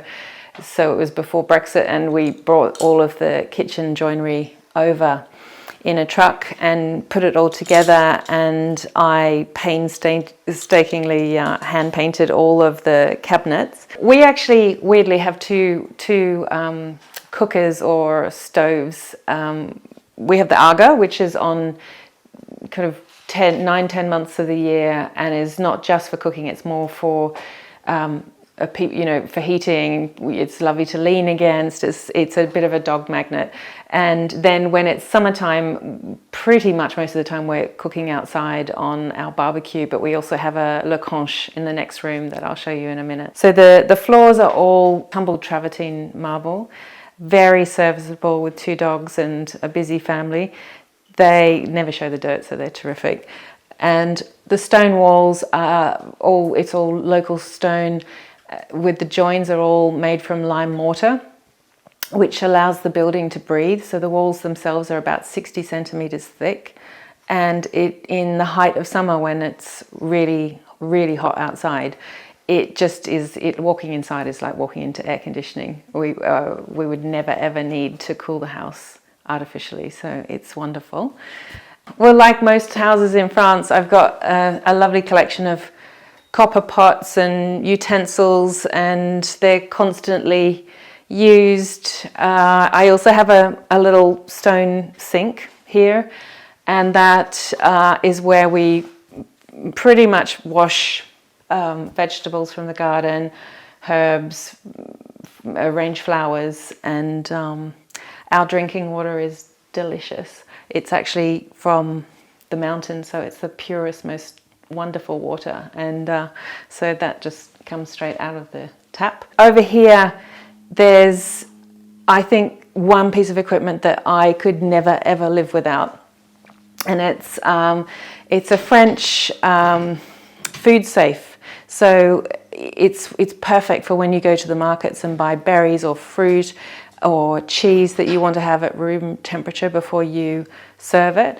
You keep it all in there. It's behind mesh, and so your fruit flies can't attack the fruit before you eat it. And the cheeses obviously need to be eaten at room temperature, so they are perfect when you serve them. And it is constantly used. We also have an extremely cheeky standard poodle who steals food off the benches. So if I bake a cake, it goes straight in there for that exact reason. So it is more of the word garde-manger is more relevant when you have a naughty poodle. So all the windows in the house are exactly the same style, and lovely big windows. This one, they're all single glass, so they're not particularly efficient in terms of heating, but they're beautiful, and it brings in the light. And we often will just have them open, and the kitchen just fills with this song. You can hear it a little bit, the bird song from the garden, which is a dream. These lights came from a railway station in the UK. They were reclaimed, and we just felt that they were perfect to hang from these old beams. The beams were originally really heavy, dark, stained oak timber, and I painted them that kind of paler grey just to kind of lighten up this space, because it felt quite heavy in its original dark timbered state. I tend to cook a lot. We're on the border of Spain here, so a lot of Spanish cooking, you're cooking in these lovely terracotta bowls, which are oven-proof and fireproof. You can put them on to fire, you can put them straight into the oven and onto the table. So they're really practical, and I just have a collection of different sizes. This is perfect for creme catalan and your local dishes, clafoutis and things like that. And they just live permanently by the Aga, ready to use mixing bowls. They've all come from antique markets or vide-grenier, flea market stalls, which is really my kind of sport of choice, I suppose. This side is just bits and pieces. Mothers can never get rid of all the things their children make at preschool, and so they all sit there on the shelf. And this is a lovely, I use these, I love to drink tea out of a teacup and saucer. So this is my arsenal of teacups that I've collected over the years. And we used to live in Russia, so there's some beautiful Russian porcelain and Chinese porcelain. It just kind of depends on the day which one I choose, but they're all very, very much loved. Yeah.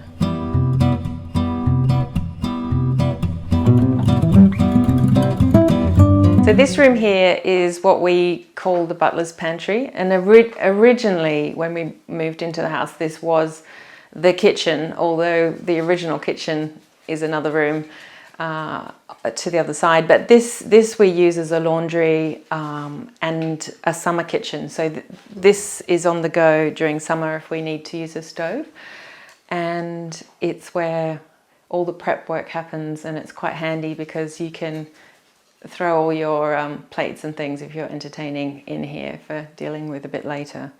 And in here I used a combination of new and old joinery, so what I could salvage was actually quite good because it was solid oak, and so the cabinets on this wall are original that I repainted, and the floors are encaustic tiles that were made by hand by a father and daughter in Andalusia in Spain, and I designed them on the screen and dropped in the colours to kind of talk back to the Aga in the other room. And they're great. They're so serviceable, constantly being muddy poured, but they work really well. So this window is like every other window in the house. They're all the same dimensions. But I really use my window sill as my kind of seasonal cue for cooking. So when I go to a market, I come back and just empty out all the produce onto the windowsill. And we kind of shop daily in France most of the time, so anything fresh can sit out on the windowsill, and then when it comes to cooking a meal, I just kind of delve into these baskets. So that's really like my my pantry on a shelf. So a lot of the lamps in the house are old lamps that I found in flea markets, and I literally just do a gesso kind of undercoat over the actual fabric on the shade and then paint over the top of them, so they're fully recycled, and you see them kind of dotted around the house. But it's a great way of taking a, maybe 50-cent or $1 piece of furniture and then making it your own. So the style of the house is more what in France we call a maison de maître, which is not necessarily the chateau that it's known to be, although in the village we live in the street of the chateau. It's quite a humble house. It's not a big, grand castle by any means, but it was built by a French general, and it's built in the local stone. It was built around, we believe, 1830s, so it's not particularly old by French standards, although our village itself, the church, is 12th century, so it's a very old village. And I think what really drew me to the architecture was that the materials are all very earthy and humble. There's basically stone and what we call enduit, which is a natural lime mortar. It feels soft and it doesn't feel imposing. So, and the rooms, remarkably, are quite small rooms. So there's really never a moment when you're in any space in the house where it feels overwhelming or too grand. It's a very other people might not describe it this way, but I would say humble house, in that it's very lived in, and it for me at least feels like a home where you just sink into a chair by the fire, and the feather cushions just wrap you up and you're home. And that's, I hope, the way other people feel when they're here.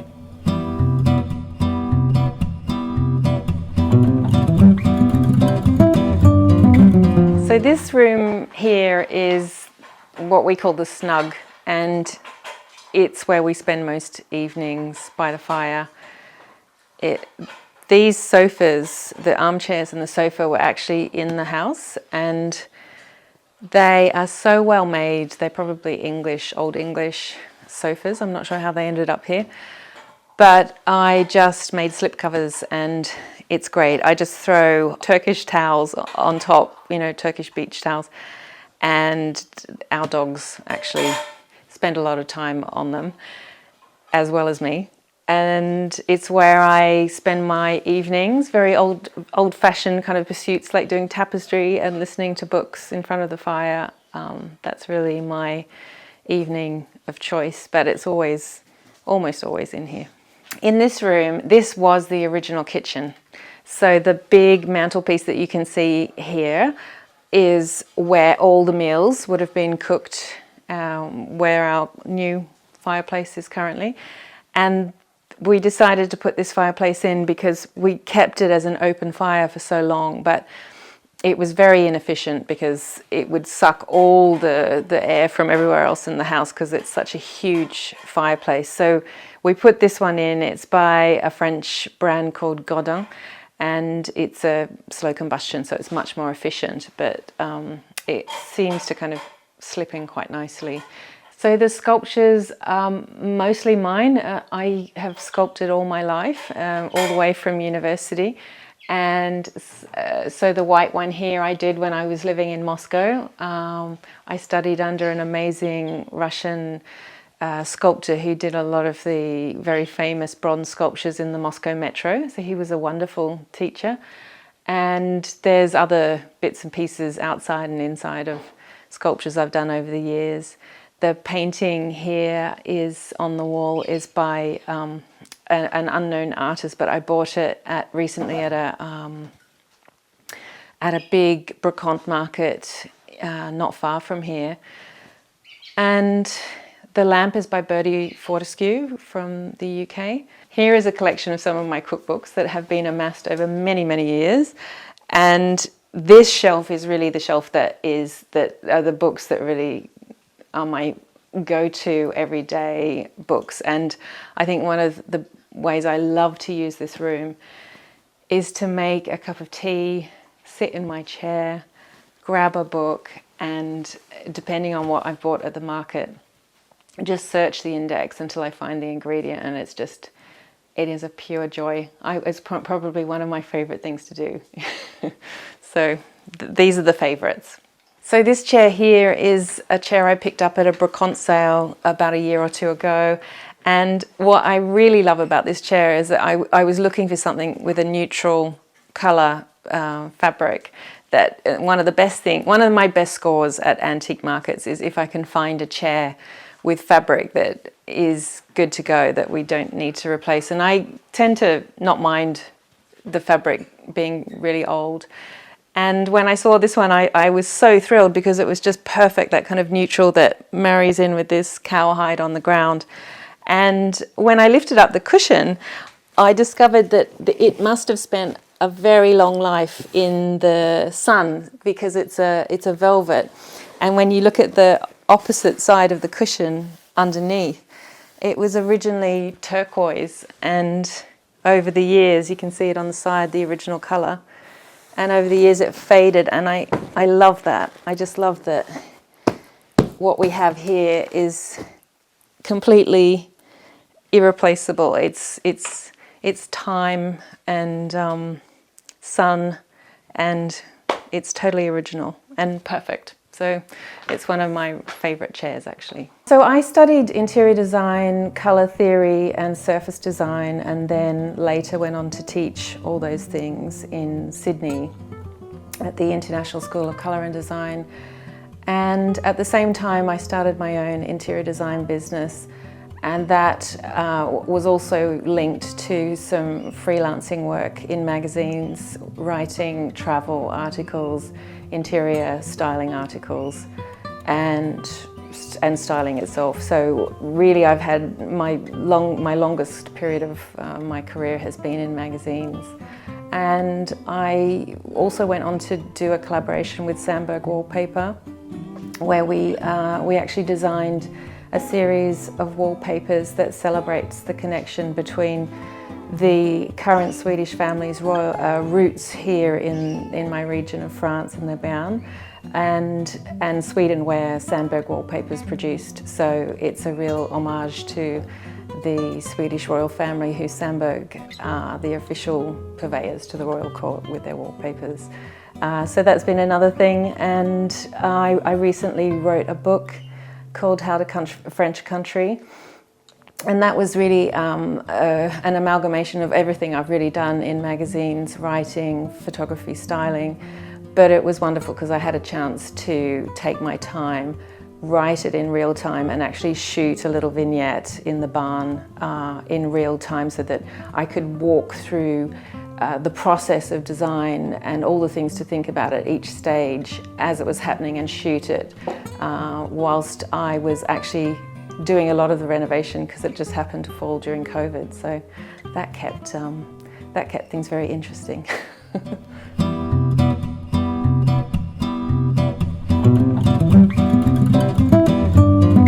Okay, so this is the dining room, and it was always the dining room. So we've got the original bronze chandelier, which weighs a ton.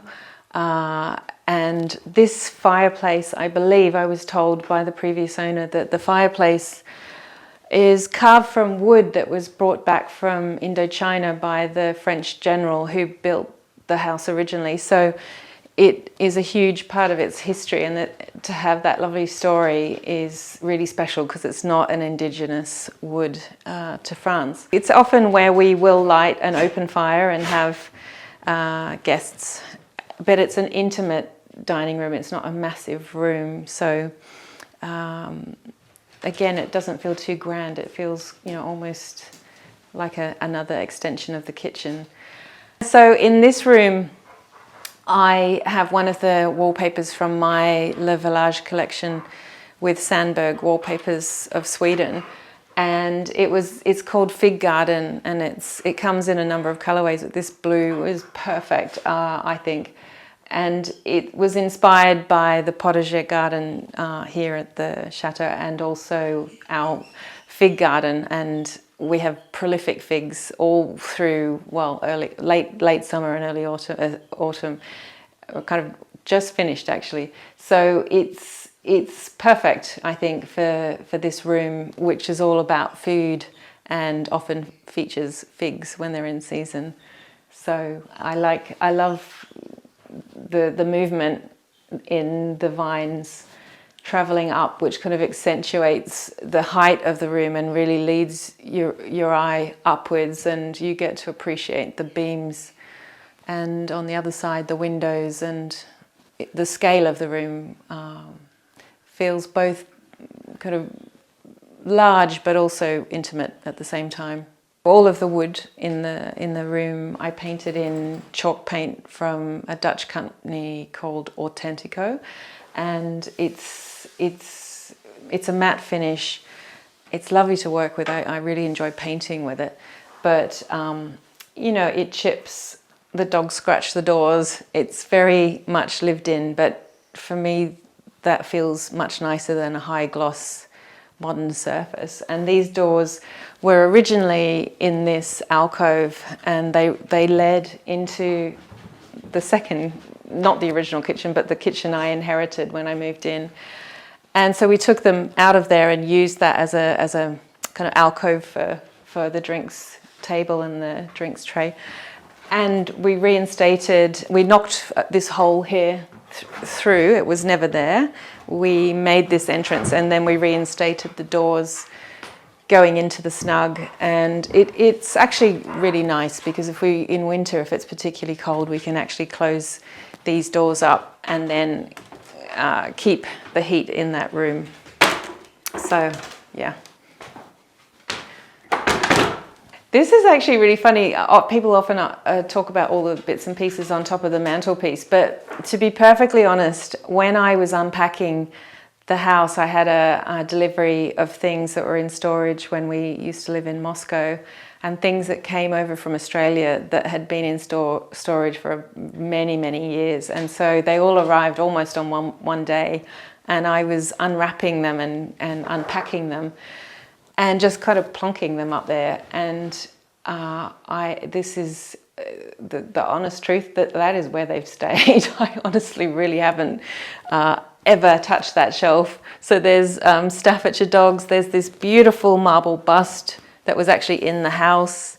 There's a whole bunch of little bits and pieces that I've collected over the years, and one of my sculptures on the end that was that I made when I was pregnant with my second child. I felt enormous, and I hope my sculpture conveys that.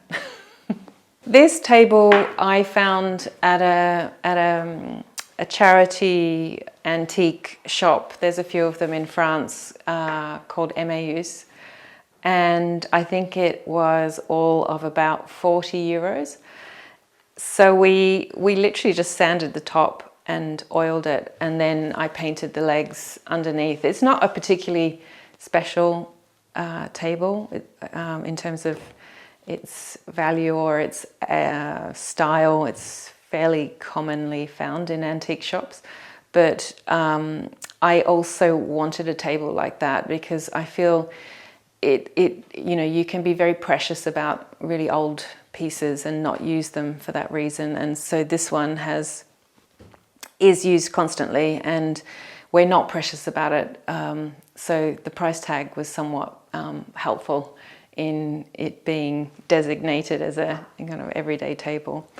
And the chairs are really not very special. They're kind of very French country. They're new, they're not antique, but they kind of slip in quite nicely as well. These pots on the table are traditional to this area. They're from Les Landes, the next area up from the Béarn, and very often used and found in Béarnese houses. But they're confit pots, so farmers would have made their confit duck, which is from typical for this area, and they would have been filled with confit duck and then had a layer of duck fat on top, and then generally you find them if in their authentic state with paper, just newspaper on top, and often stuck to the rims. So these are very typical of this area. So I suppose this house has really informed my design style. I tend to take each project, I work around what I have. So we were very lucky to inherit, furniture, artwork, and even in the desk in the study there was monogram stationery and fountain pens. It was extraordinary, books. So that was really the basis. I wanted to honour the history of the building and the things that were left here for me. So the objective for me was really to as the custodian of the house, was to really work with what I had and build on that and add my own touch. So everything that was in the house pretty much was kept. And then it was just layered with our life, I suppose. So we've lived in Russia, in Kazakhstan, Australia, the UK. We've done extensive travels all over the world. So, various layers of our life were then incorporated. And I suppose it is us. I guess that's the only way I can describe it. It really is just an amalgamation of all of us and each chapter of our life, and they kind of all happily slotted in and sang the same chorus, I suppose.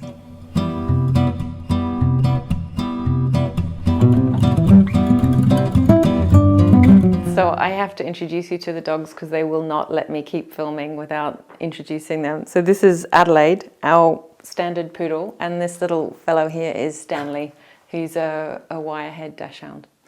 So this is the entrance hall, and we have the original staircase. We added a runner from Roger Oates in the UK that's custom mitered on the corners. It's a beautiful woolen runner that just makes the difference between when it was just bare wood and with a wool runner is amazing, especially in winter when you're kind of padding down the stairs in bare feet. So that we added. I also added this wallpaper. I think it's now, it's not current anymore, sadly, but it's a wallpaper by Little Green in the UK. And I think just, again, with that lovely movement of the kind of Les Indiens design, it kind of leads you visually upwards and upwards to the second story. So I think it works really beautifully and ties in really nicely with the original tiles that are here in the hallway. So this is an original chest that was here in the house. It was exactly right here where it stands. It hasn't moved. And above it is one of my favorite things that we inherited in the house. And this is a portrait. On the back of it, we know who it was. It was a woman called Julia. It was painted by her sister, and it is exquisite because if you look at the finer details, the lace work on her dress is translucent. You can see this beautiful pale skin underneath. And what's really funny is she's painted in that kind of Mona Lisa style, so her eyes follow you no matter where you are in the room. And as soon as we arrived, the children were completely spooked by her because she would follow them upstairs to bed, her eyes. So they now look at her, but for a while there, I think I was the only one who actually made eye contact with Julia, but she is beautiful. And I think a lot of French paintings like this, you have symbolism. So the lilac that she has in her hands is often a symbol that she's betrothed and that she is to be married. So perhaps it was a portrait that was painted of her before her wedding. And the urn behind her often was in paintings to symbolize that she was from nobility or wealth. So there's a lot going on in the painting besides just beautiful Julia, whose eyes follow you everywhere. So this furniture at the end here is a piece I found again at a brocante for very, very little. I think I paid perhaps 30 euros for it. And I mixed a colour that would go with the veins of the marble and painted that in chalk paint. So it's very like an original paint anyway that would have been on a piece of furniture. Just to kind of lighten it up and make it kind of sit more happily amongst this wallpaper. And it's such a lovely part of the hallway because in the afternoons you get this fabulous kind of shadows and light here. And it's just obviously filled with all what my husband calls my junk, all my inherited and collected old bottles and pots and whatnot. Useless stuff really, but things that I love.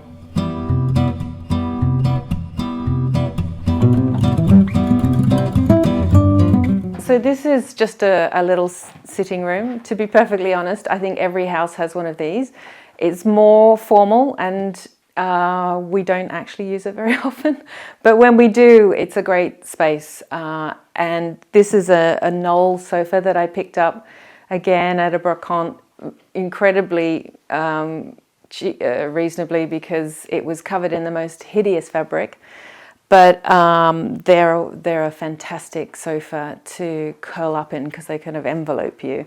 So I just covered it in a kind of dusty browny pink velvet, and it's covered with quilts and cushions from a company called Kai Farrell, who are based in the UK, but the products are made in India by hand carved block fabric. So it softens it up and kind of knocks back the formality of a velvet sofa into something a bit more usable. So the drinks cabinet in this room, I designed the cabinet itself, but then found a piece of marble to go inside it.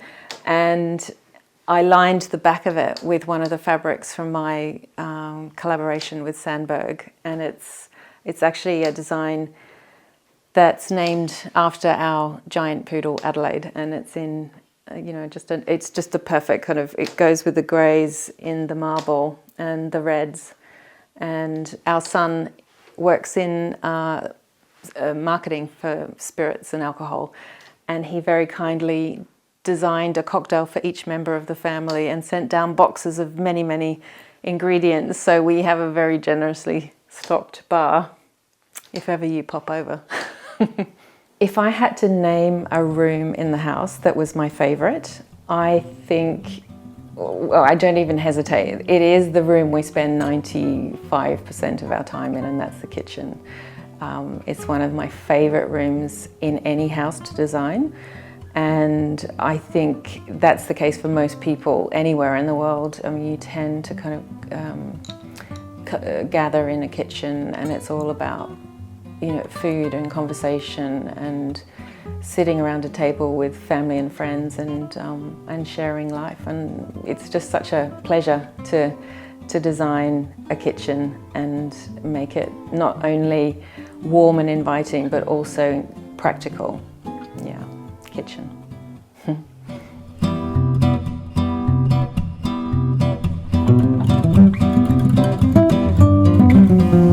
So this is one of the bedrooms upstairs, and one of the plainer ones, but I actually I just feel that the pattern in the bed linen gives this room that lovely kind of layered intimacy, and sometimes just a plainer wall is all that you need. This bedroom is painted in a really lovely kind of grapey, purpley blue, and it's a guest room that we use quite often, but with some antique beds that I found at a brocante again, and yet more of these block printed Kaifarel cushions and quilts, and it just feels super cozy, and everyone loves sleeping in this room.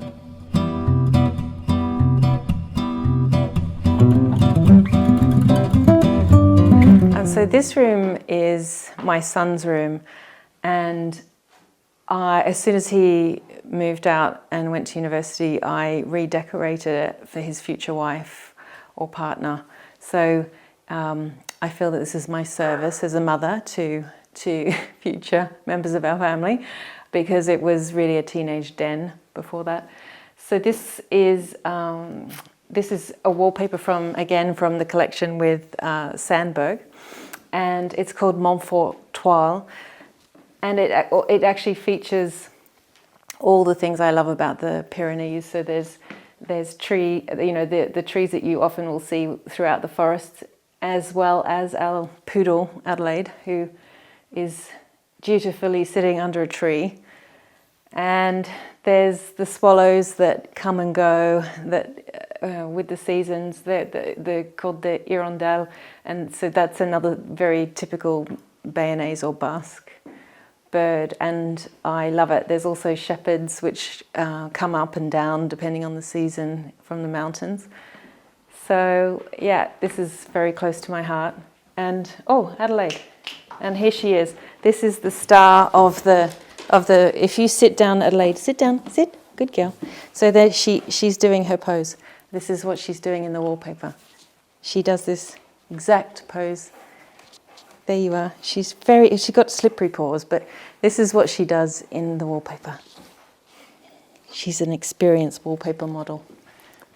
So this is another Indian block printed fabric, and there's a great source for these kinds of fabrics called Tissus de Helen in London, in Chelsea Harbour Design Centre.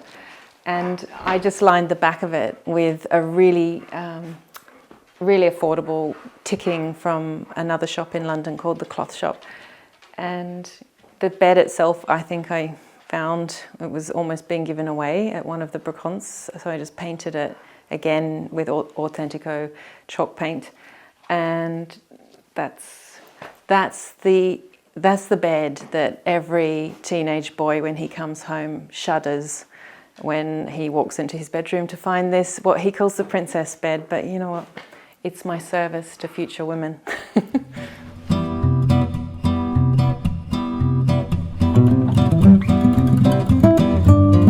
So this room is my daughter Annabelle's bedroom, and this wallpaper is called Annabelle in her honour, and it's another one from the Le Village collection with Sandberg, and it's all her kind of favourite flowers, and it's a big room with high ceilings, and this kind of darker, deeper wallpaper felt really cosy. And before we put it up, it felt quite cold and empty. So She loves coming home to this room. So the fireplaces in the house are often, a lot of them are this pink marble, which is I suppose just a local marble that was very popular at the time, but it goes perfectly with these pink flowers in the design. I found this chair on another site in France that's really great for sourcing antiques called Le Bon Coin, and I showed it to my husband, who flatly refused to have it in the house unless it was recovered. But of course, this is a Pierre Frey fabric, and I love it. So it will just silently work its way into a room, and he will love it. He will learn to love it. But I love it. It's a fantastic fabric, and so great when you can find an old chair that actually has a beautiful fabric that can stay on it, rather than the costs of reupholstery.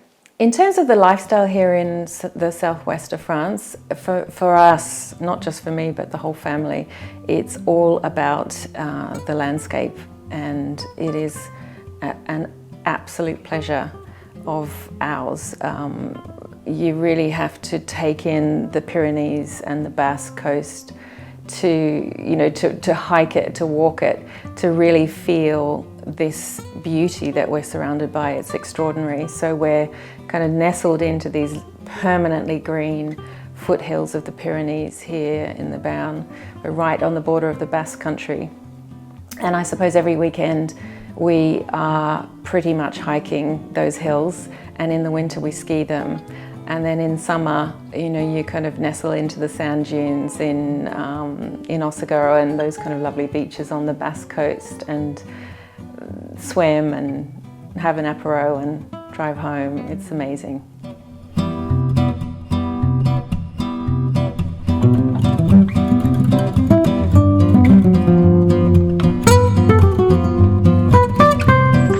So this is the what we call the walled garden. It's a lovely, really perfect garden to spend time in during the afternoon, because it gets the afternoon sun. And it's the way that we approach the gîte, which is an old barn that used to be used to make wine for personal consumption and to dry tobacco leaves. And then when we bought the house, it was full of corn and wood. And so that was really my vignette, I suppose, in terms of when I wrote my book, in terms of how to walk readers through the process of how to tackle essentially a mini home, because it's 2 bedrooms, a kitchen and 1 bathroom and a living room. So kind of everything everyone has in their own home, but to kind of walk them through photographically and with words through the process of how I design and work. So come on in. So this is essentially what this whole room was actually 2 barns with a wall in the middle that we knocked out. And we started this kitchen from scratch. So, in my book you can see it as just a void. It was literally just 4 walls. And we put the French doors in, and I built this island bench really cheaply out of red bricks that we then used the traditional lime mortar on top of. And then just joinery that was slotted in, so that we created a space for people to sit on a kitchen stool at the bench, and then joinery and dishwasher and all the practical things on this side. And I found this armoire behind me, or kitchen dresser, at one of these charity places in France called Emmaüs. And I think, again, it was perhaps 50 euros. It was nothing. And I painted it in this beautiful, I think it's one of my favorite French blues, and it's called Code Blue by Authentico, a Dutch paint company. And it's in a chalk paint, so it's lovely and soft. And I sanded the bench tops, which are oak. And it kind of has a kind of ever-changing collection of old plates and bits and pieces on its shelves, but is essentially a very, very practical storage space and much needed piece of furniture for the kitchen. So the Pendants I found on eBay. They were, again, very, very affordable. Just had the fixtures made and attached to the old beams. The beams were all sandblasted, so they're just completely raw and unfinished oak beams, the originals that were here, and we cut the opening for the mezzanine into it so that the light can travel up to the next floor. The kitchen is really simple. It's just open shelving with really rustic old curtains. The Le Conche stove, I think, is a bit of a staple here in France and around the world, a fantastic stove for cooking on. And the mantle above it, the hood, the range hood, I actually made this with a local carpenter. It's actually the side of an old bed that is beautifully carved, and the bed had been destroyed by kind of woodworm, and this one panel was all that remained. So he beautifully made this this surround for the range hood, and I love it. I was thrilled when I sent this one piece of wood to him and it came back like this. It was great. So this table here took 6 incredibly strong Basque men, and if anyone's actually ever met a Basque man, you would realize that these are very, very strong, robust men, and all of them had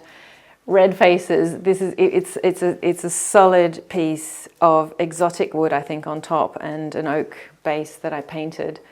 And because it took 6 of them to move it in here, this is where it will stay forever. I don't think it will go anywhere.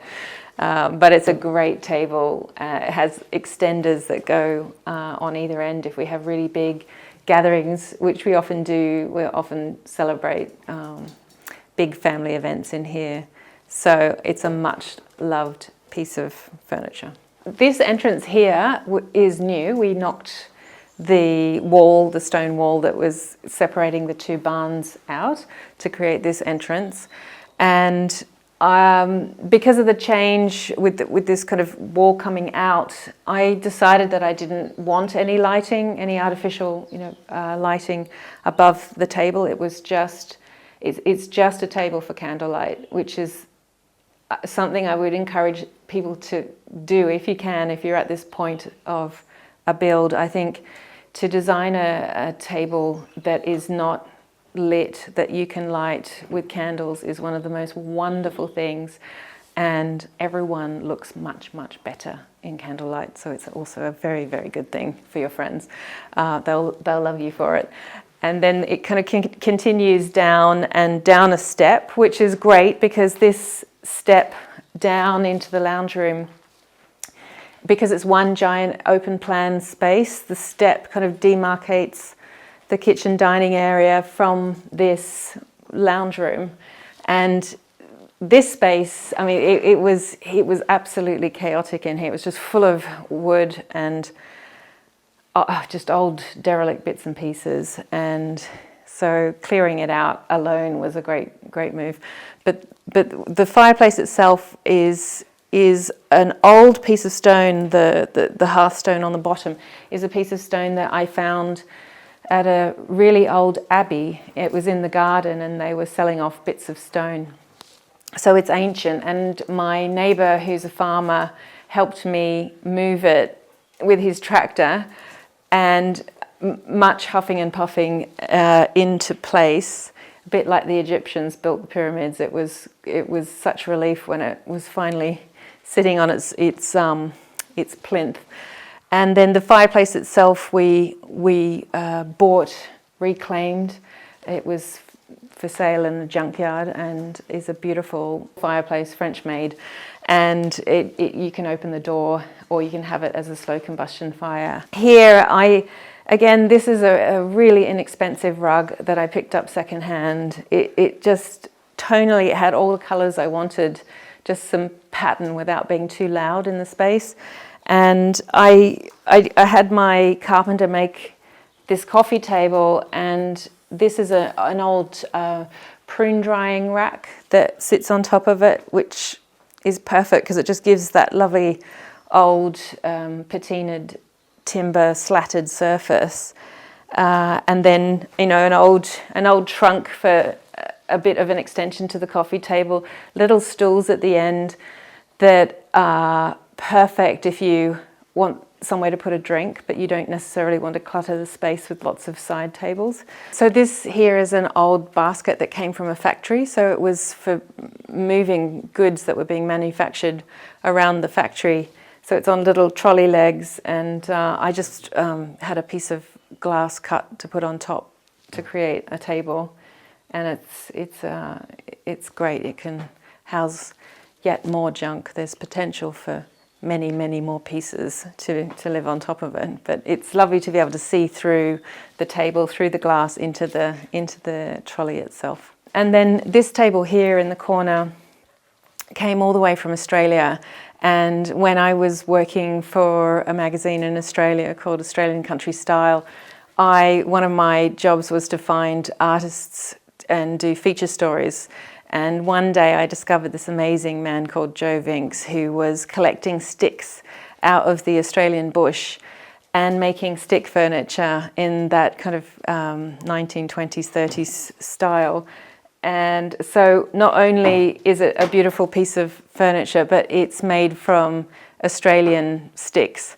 And I love it. I absolutely love it. So that's a very special table that is a part of one of my chapters of life. So the staircase was made by an amazing carpenter, local carpenter, and a lot of Bayonnaise houses have verandas with these beautifully designed balustrades. So I went and photographed a number of old houses and just sketched a basic design for the banister. And he came back with this staircase fully assembled, and it was such a joy when he installed it, because it's beyond my wildest dreams what I was actually ever imagined for this space. But again, I just painted it with chalk paint from Authentico, and I think it just links the spaces beautifully, because obviously this opening never existed. So we cut this opening to give you the access for the staircase to the second floor.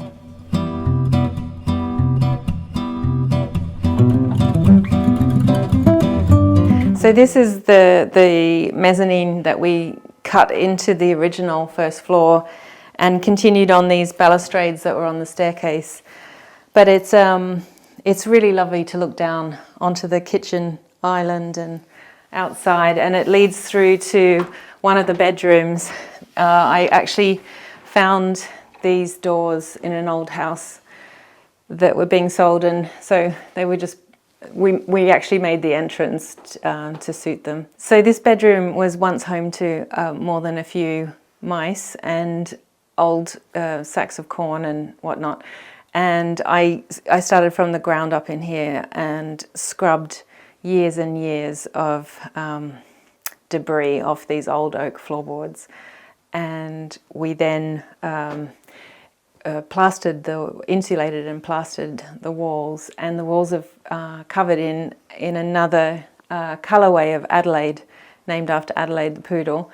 This time it's a beautiful terracotta colour and green, which I love. And the bed here, which is also kind of tonally kind of works in with that, but the bed is a beautiful mohair velvet. It came out of a wonderful old house in Biarritz, a huge old house, and I just painted again in traditional chalk paint the wood, just to kind of bring it down a notch and make it a little bit more soft. And I love the way we were able to push the beds in and make a niche above the bed head itself. And in that niche I've got some reading lights.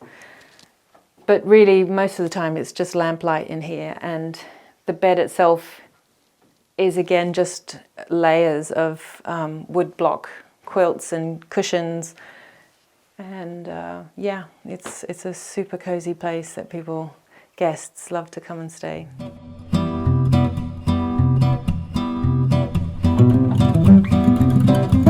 So this bedroom is a beautiful wallpaper design, also by Sandberg, and it's called Carolina. It's one of my favorite wallpapers for a bedroom because it's like sleeping under the canopy of a tree, like you're in a tree house. It's so comforting to be surrounded by all this lovely foliage. So again, it's the same. We've kind of tucked the beds into the eaves to create this lovely cozy area above your head when you go to bed, and more quilts, more block print fabrics that I think are kind of my trademark in interiors. I love layering that kind of soft pattern, and it just seems to go so well with this wallpaper as well. If I had to think of something that made a house come alive and really give it soul, I think that's also another very easy question to answer. It's authenticity. I think you instantly feel it when you walk into a home, however humble, and I have in my travels visited homes with dirt floor that feel extraordinary, and it's being true to yourself as an individual, as a family, and putting a truly authentic take on your environment. I think that comes from designing it for yourselves, and that's the key, yeah. So when I think about home, I think, weirdly enough, as a designer, I think the concept of home is as much transportable as it is material. So I sometimes feel at home picking up the phone and hearing my husband's voice or my children. That is the feeling of home. It's truly a feeling. It's not so much about having the perfect things to go inside your four walls. It is something you feel and other people who visit feel. Yeah, it's just a feeling.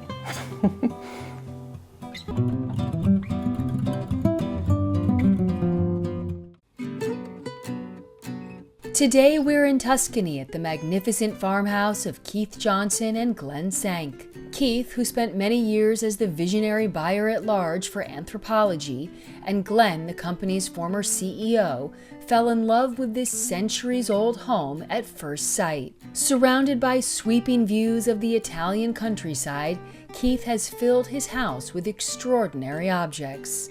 I love this table. This is another seriously heavy object, refractory table that's at least 200 years old, probably 300 years old. I'm one of those people who constantly moves furniture around, trying to place things. Oh, would it look better here? Would it look better there? This got into the place and it has not moved and will not move because you need like 4 people to help. For Keith, objects are never just material things. They carry stories, the soul of the maker, the passion of the collector, the quiet history of hands that have shaped and cherished them over time. What I love about Italian dealers, it's not about the money, and this is with a lot of antique dealers. It's really, I mean, people just love the objects. They love the stuff. So, you know, it's interesting how meaningful those finds can be, and how meaningful that to interact with something so beautiful. Outside, the magic continues. Charming guest cottages framed by old chestnut trees, a cinematic pool overlooking the mountains, and an effortless garden that captures the essence of Tuscan living. This is the place to be. This bench, just the best view in the house. To watch Keith's full home tour ad-free, where he shows us a delightful guest cottage and shares more stories from his remarkable career, scan the QR code or click the join button below. And if you haven't already, be sure to watch our tour of Keith's stunning home in England to see how his love of craftsmanship and beauty carries seamlessly from the English countryside to the hills of Tuscany. You're watching Homeworthy, where we believe every home has a story. I'm Allison Kenworthy, the founder of Homeworthy, and we take you inside the world's most beautifully decorated homes and introduce you to the brilliant people who live there. Hi Homeworthy, I'm Liz Lang. Welcome to Grey Gardens. Click the join button below to access all of our latest episodes ad-free and watch extended cuts of this and other homes. opening the doors to new rooms and exclusive content featuring our beloved hosts. I can't wait to see. I'm so excited. And if you're looking to shop items inspired by this and other Homeworthy tastemakers, be sure to use the product links below or scan the QR code on screen to find fabulous furniture, coffee table books, and accessories that can transform your house into a home. Hi, Homeworthy. I'm Keith Johnson, and welcome to our home in Tuscany. Come on in.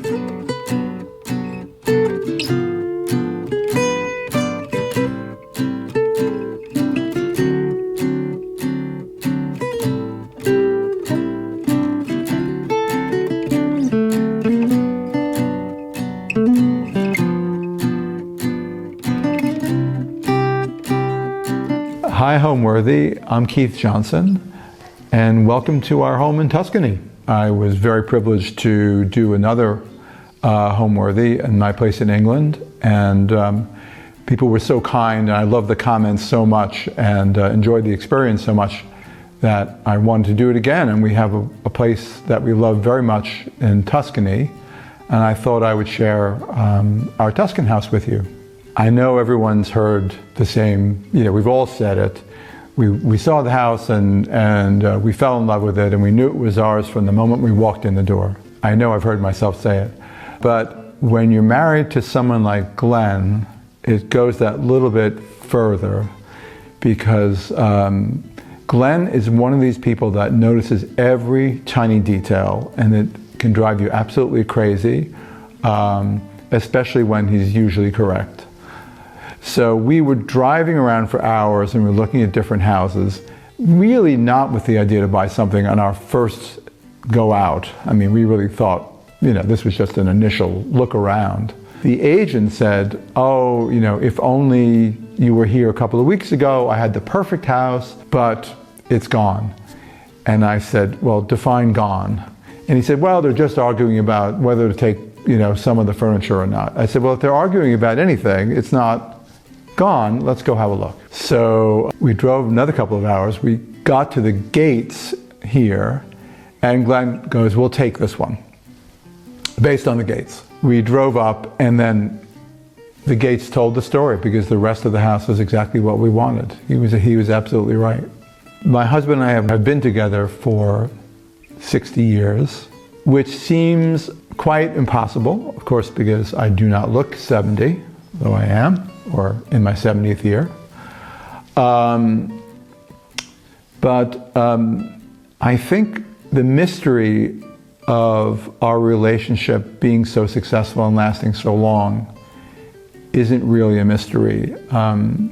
There's one big factor that made it possible, and that I should forever be grateful for. And her name is Arlene, and that's Glenn's mom. So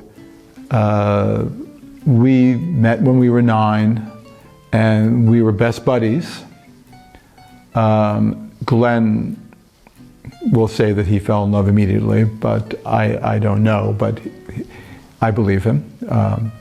But when we were 12, I'll never forget, Glenn said to me, you're so perfect, I want to spend my whole life with you, if only you were a girl. And I thought to myself, you don't really mean that. You don't really mean that. And I didn't know what being gay was. I had no idea. I mean, the word never, I don't think, no one ever said the word, at least on suburban Long Island.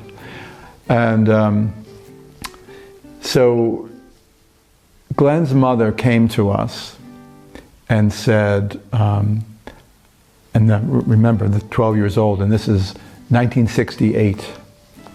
And she said, I know that you two have a very special relationship, and don't let anyone ever tell you that there's anything wrong with that. This is 1968. And those were just an unbelievable comfort for us, like incredible.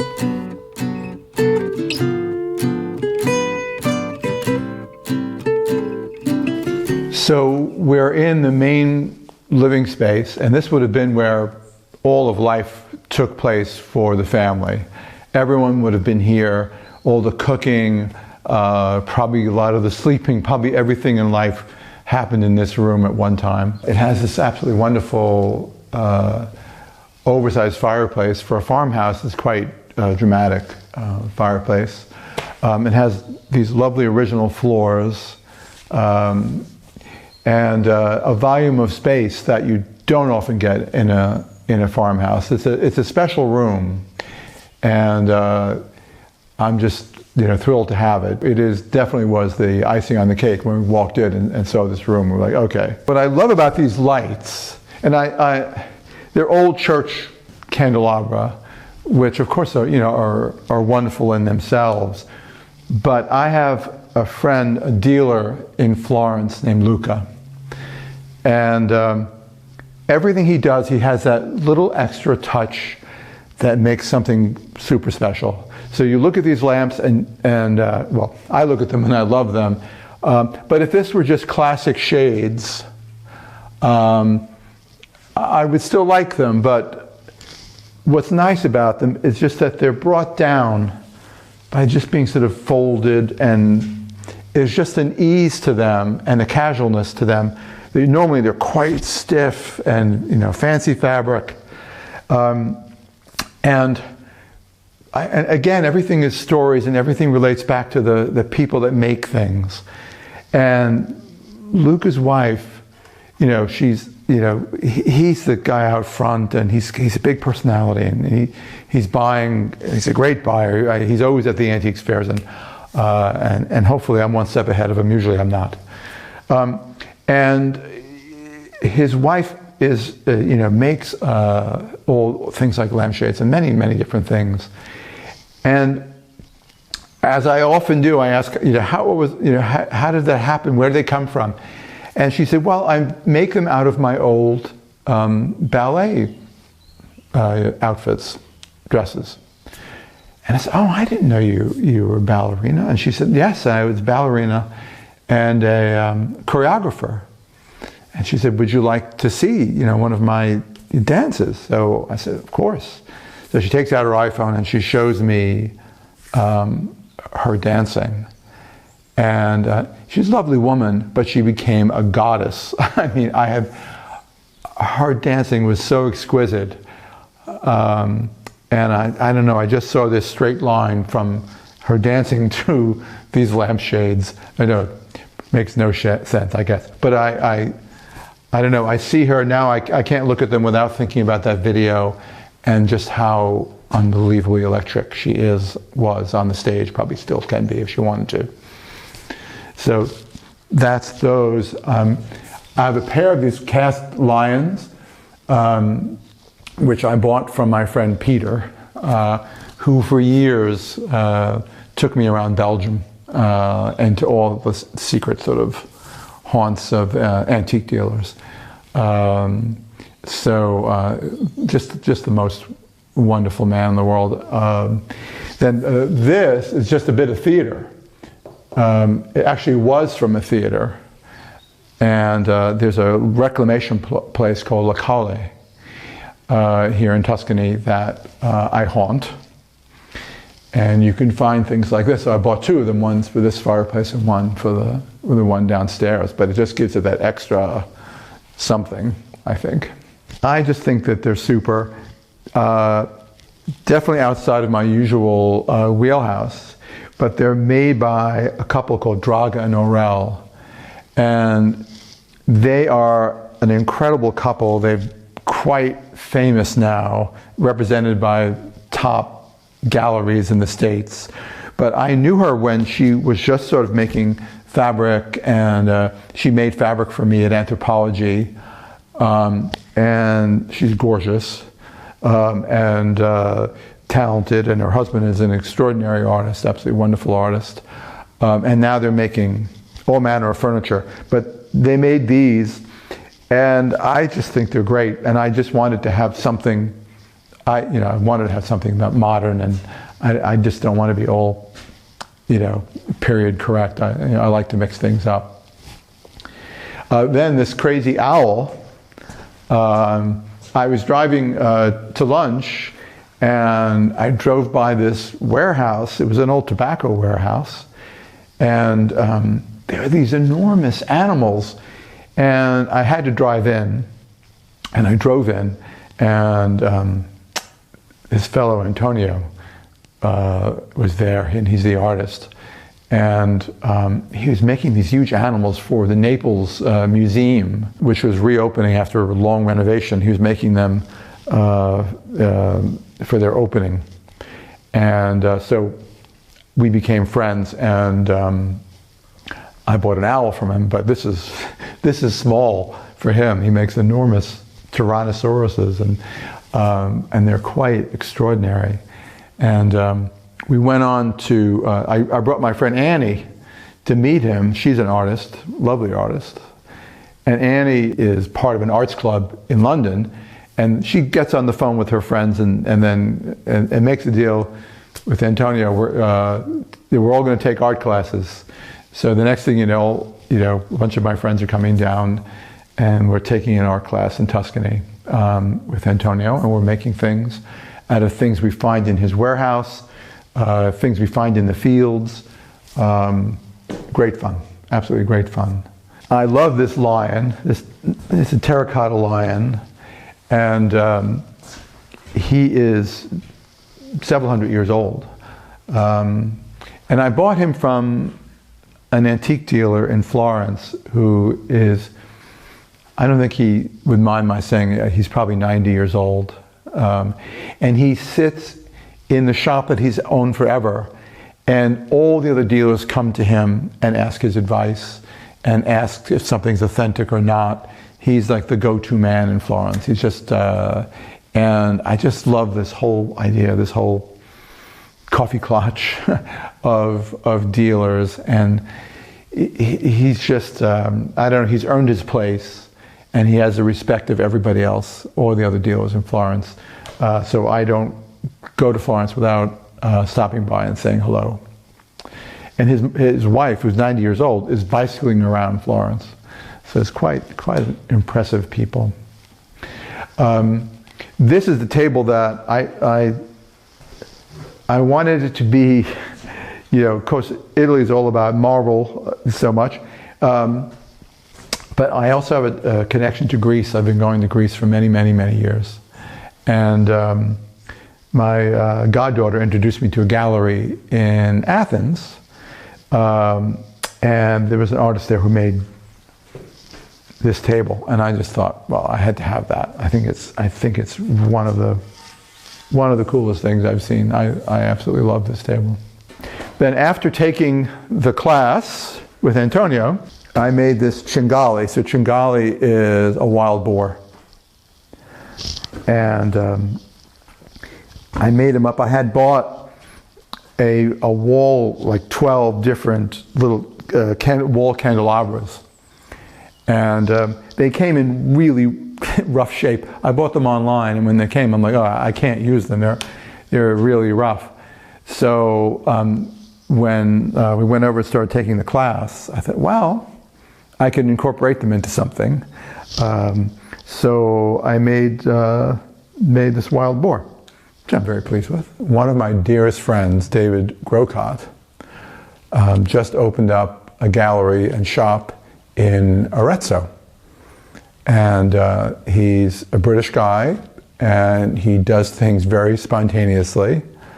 And he came to visit me here, and then he went to Arezzo with his wife, Bridget, and the two of them fell in love with Arezzo, and opened up a shop. And I have been looking for a year for something to put in this niche. So I saw this stool that David made, and what it is lace that, antique lace that they bought in Vatican City years ago.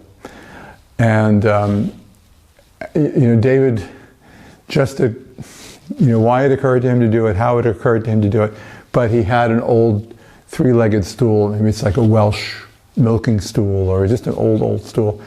And he just covered it in this lace that he got in Vatican City.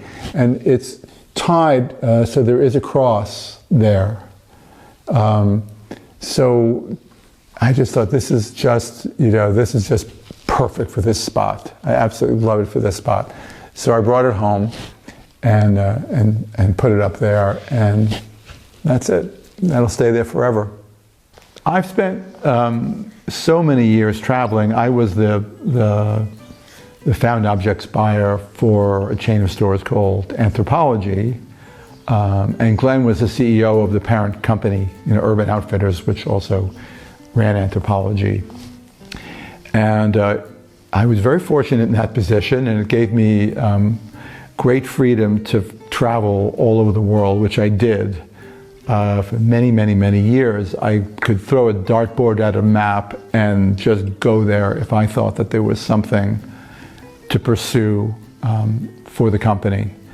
And I was a very, very happy traveler, and I've always been an incredibly visual person, and I just, I see something that I love, and I'm just, I don't know, I'm a hound dog with it.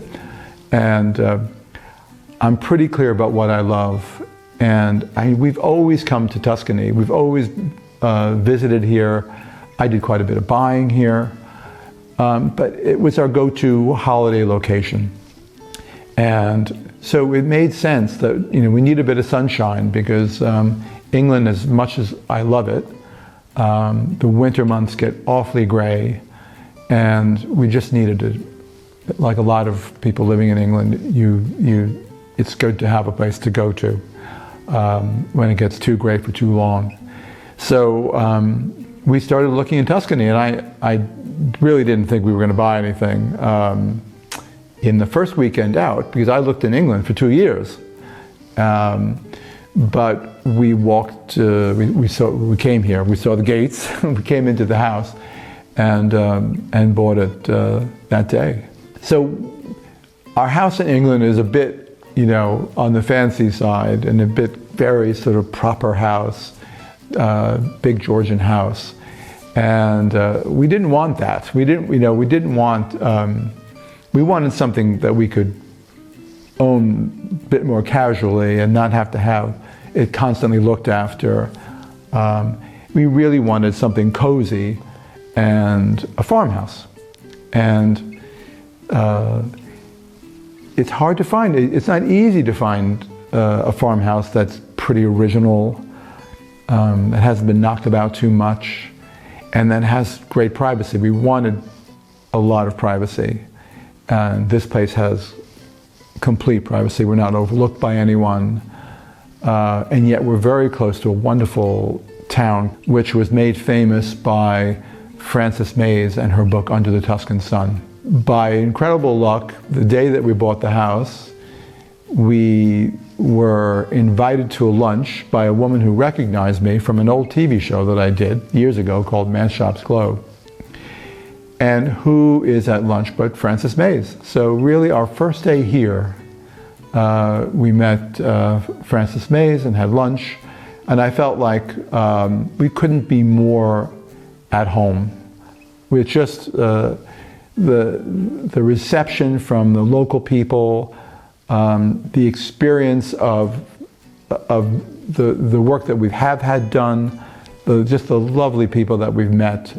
It's been everything that we could have hoped for.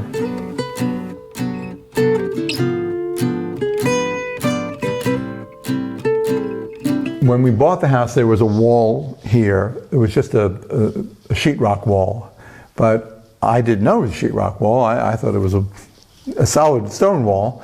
And then Lucio, my lovely neighbor who knows a lot about old houses and knew this house for many years, said, Keith, you've got to take that down, take that silly wall down and reconnect these rooms. And so I did, and as soon as I did, I was so glad that I did, because it just gives that extra depth to this room. And it became a wonderful office for Glenn, and just a great little hangout space. We just adore being in here. when you have just a little intimate space, you just feel very protected from the world. I just love coming in here. Every window has a view. The windows here are just looking out actually we're in Tuscany, but that's Umbria, just in the hills across the way. So you're looking out onto the Umbrian hills. Then I found this stove, and this is an old terracotta stove from Venice. And Lucio had told me, there was a stove like this when I found the house, and I don't know what happened to it. It was gone. So I was lucky enough to find another one to replace it, and I absolutely love it. So it's sort of mythological things happening where they're obviously from Venice, but she's wearing a mask. So I thought quite an interesting thing. It's just one of those rooms that's just so cozy because it's so small and intimate. And one thing I know is that people love these small spaces, and so often people are coming into this room and hanging out, and not in the big fancy room. So this is a sofa by Joe Colombo. It's like a 60s sofa. The artwork is by me again. I love this lamp. I've yet to find a shade for it, but it's a 60s Italian design. My favorite room in this house, the room that I'm in is the most impressive room, but I think my favorite room, can I say 2 rooms? So I have 2 favorite rooms. One of them is the kitchen.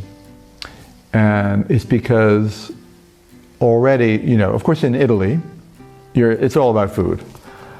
So Glenn is in there cooking nonstop, and people are coming over nonstop, and so it's the heart of the house. And I'm very pleased with the room because I wanted it to feel timeless, but it came together in a great way. I got this incredible refrigerator that made its way from Argentina to England to Tuscany. It's an old butcher shop refrigerator.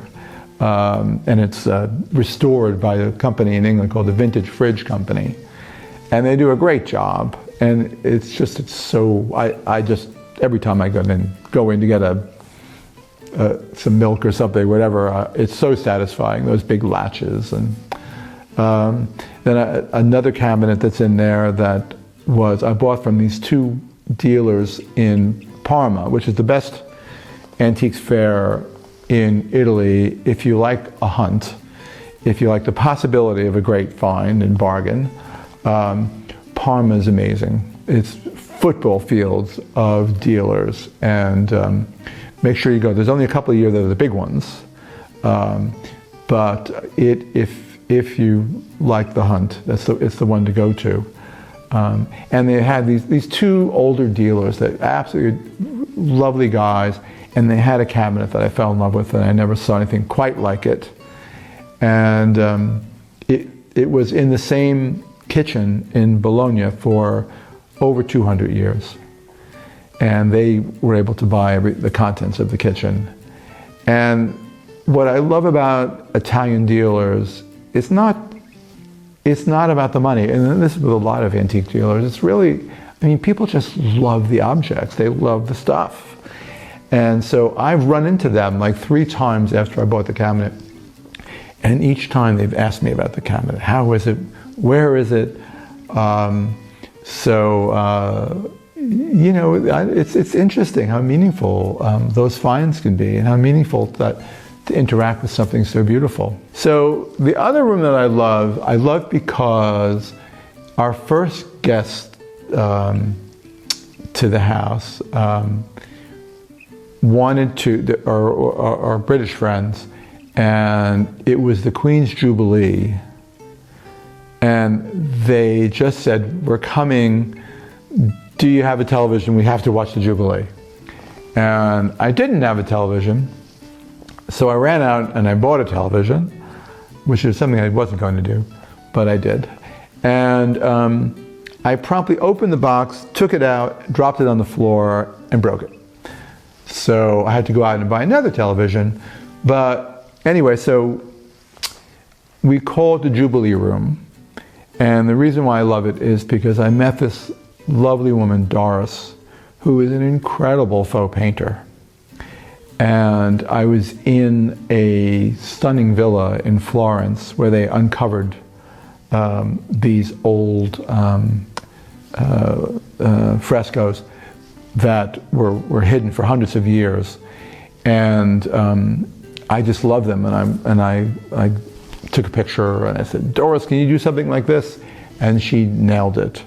So it's kind of funny because, you know, it's a little room and these, you know, the originals are from this vast palace. So not really authentic in any way, but I love it. It's just warm and inviting. It has a very cool sofa, which my goddaughter told me that I should get when she was at the Parma Antiques Fair with me. And I listened to her because she has great taste. She knows what's good and cool. And but she didn't take into account that there's a 45-year difference in our ages.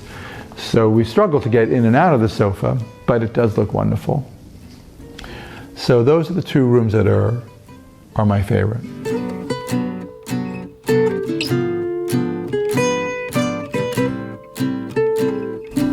Okay, so now we're in our kitchen, which is, of course, where we spend most of our time, as we all do. But I'm very pleased with this room. I'm very happy. This quite an ancient stove, which I bought in Parma, which is a wood-burning stove. So it is fully functional. It will be connected very soon. And how many wood-fired meals we'll make on it, I don't know, but we're definitely going to give it a shot. This wall is, these are old Sicilian tiles, a couple hundred years old. And I just love how completely individual they are, and I love the wear, and just the extraordinary design, you know, the variety of designs. There's a whole museum in Naples that just has these tiles, room after room, of all these tiles and all the patterns that they've had. I just think they're quite something. And then these plates they're just funny because when you go to restaurants back in the 60s, their specialties would be put on the plates. So, you know, when you were dining, you know, you could just say, I'm at this restaurant, I'm going to have the shrimp, you know, or I'm going to have, you know. So I just think such a cute thing to do. I wish people would do it again. So this is the thing that almost gave me a heart attack, because this is my refrigerator. You can imagine, if you see the depth, you can imagine what this weighs. It weighs a lot, I can tell you. And it came from Argentina, made its way to England, where the Vintage Fridge Company rigged it out completely inside, and then made its way here to this door where it could not get in because you could not lift it. And it spent 3 months outside that door. It got snowed on. And it was not an inexpensive purchase. It was quite an expensive purchase. And Glenn was a little concerned about it. We had a few discussions about it. But we finally figured out, or I didn't figure out, I had a guy who really knows how to move anything, and he came with, it's like a scissor, it almost looks like a little tank treads, and then it does that sort of scissor action where it can lift up. So they got it there, put it on its side, lifted it up because there's 3 steps down, and then just slid it in on its side, and it made it by a 1/16 of an inch on every side. it was really scary. So thank goodness, because otherwise I don't know what I would have done. But it worked out. Refrigerators are just very unattractive, and so I just can't stand looking at them. So it was important for me to have something beautiful. For me, this is just really beautiful. And there are people that fake them. There are new ones. They never. I'm an antiques person. I've been my whole life. So this is just something that I couldn't compromise on this. I had to have it. And thank goodness in the end we were able to get it in the house. And this old cabinet, this was meant to be this way. This was another of me just getting by with a little bit of luck, thank goodness. Because it actually is too tall for these beams. So the only place it could go is where it is. And it wasn't exactly where I originally planned to have it, but thankfully it's fine just here. This is the cabinet from Bologna that, what's really special about it is all these doors open up, and that, keeps your pies, fresh or aired. You can hang your meats without fear of, the mice getting in. And the fact that it has those, and then it has them on the side as well, I think it's unique. I've never seen it. And this is when those two old fellows were still asking me about it, because it's a very special piece. I love this table.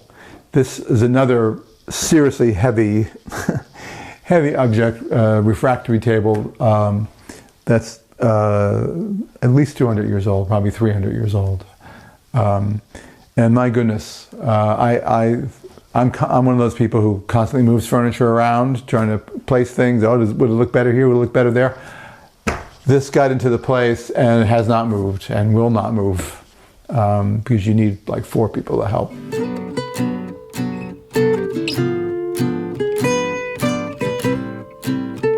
So this is our dining room.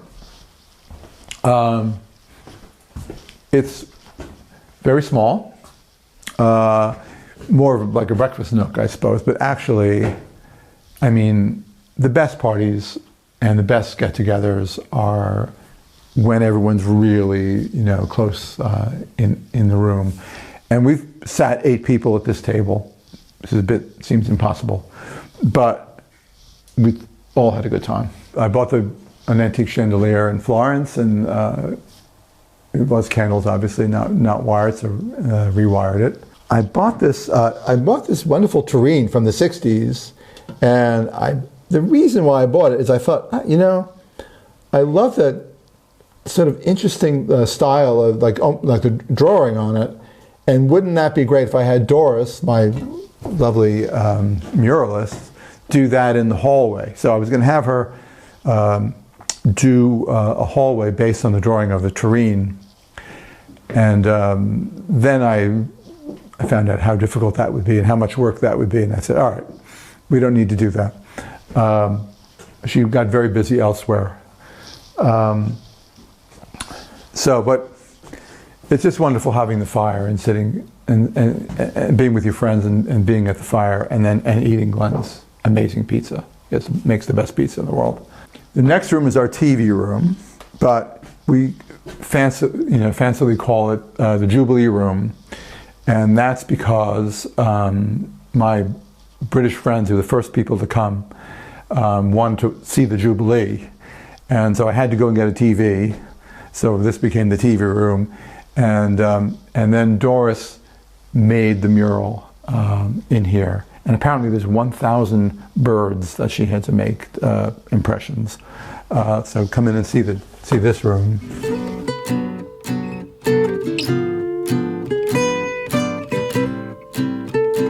So this is all based on an incredible villa in Florence that all these murals were uncovered hundreds of years ago, from hundreds of years ago. And so when I saw it, I just took a bunch of pictures and thought, maybe one day I would make a mural. And then I met Doris, and thought, well, how could I make quite a small room, ordinary room, something special, and it transformed the space. So this is the 70s sofa that I have a very hard time getting out of, but I love it, and it's amazing with the wall color. I think it just really works tremendously well. This is from my friend Mark Antonio, who this was just an extraordinary gift that he gave me for helping him out early in his career. And he made that's his concept, and just an incredible thing, and incredibly kind for him to remember after many, many years. He remembered that I helped him out, and he gave me that. So I'm very, very proud of that. So these are from a woman, Helene, in Venice, who I've bought many, many things from over the years. She's got a lovely shop in Venice, and she does all the sort of hand-printed silks, and she's a talented lady. So, and here's another shade from my dancer friend,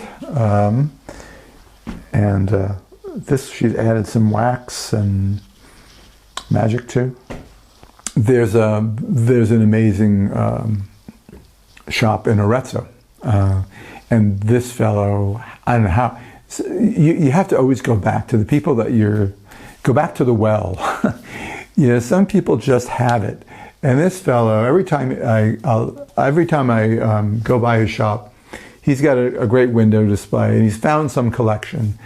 And he had, this was an art school, and he had 50 portraits.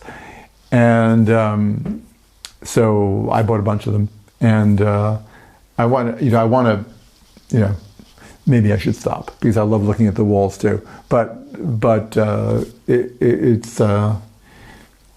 it's fun to buy a collection. In fact, just the other day I bought some fish from him, which I will show you in a minute.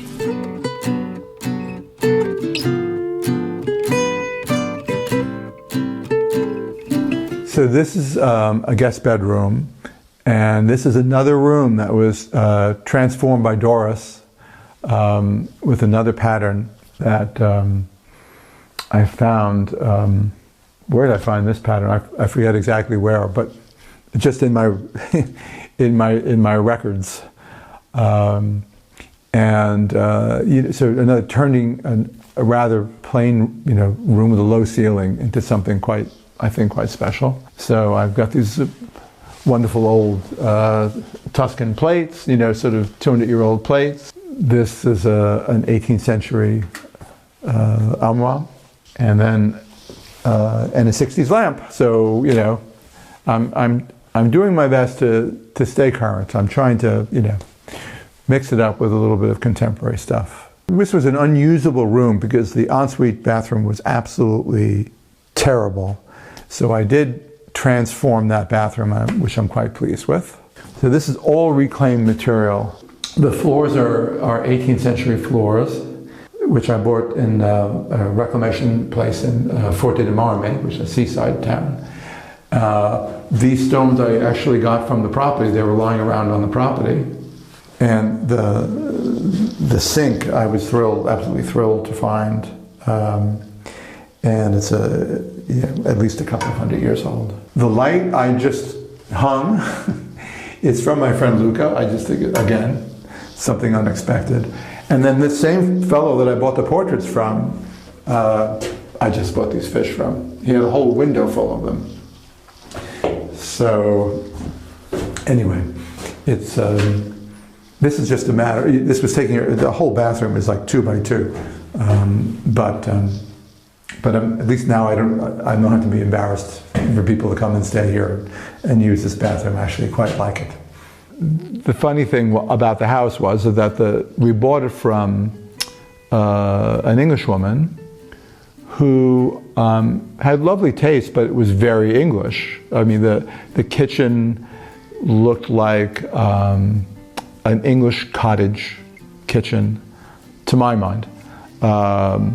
the house was decorated quite sort of a relaxed, sort of shabby chic English style, which is charming, but it's not what I wanted. I wanted Italy.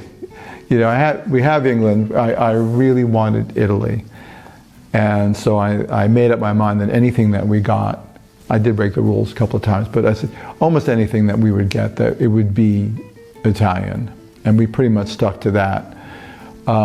And then in terms of renovation, I mean, I redid the bathrooms. I didn't have to change anything really. I just, it really is much more decoration than, you know, we didn't move any walls or, you know, you can't. The rules are very, very strict.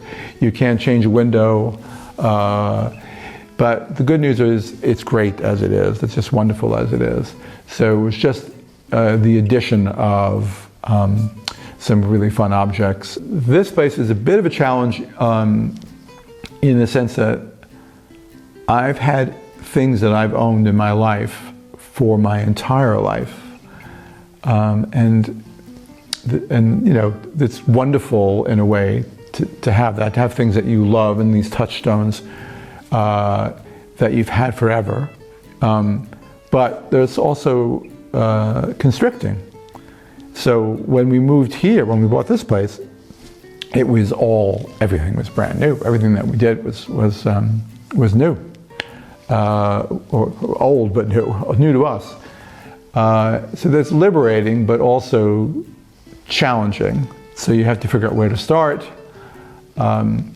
You have to get a sense of just get a sense of really what you want and how you want to live, and I wanted to get on with it too. I don't like to, I didn't want to lose a season. I wanted to be able to be in.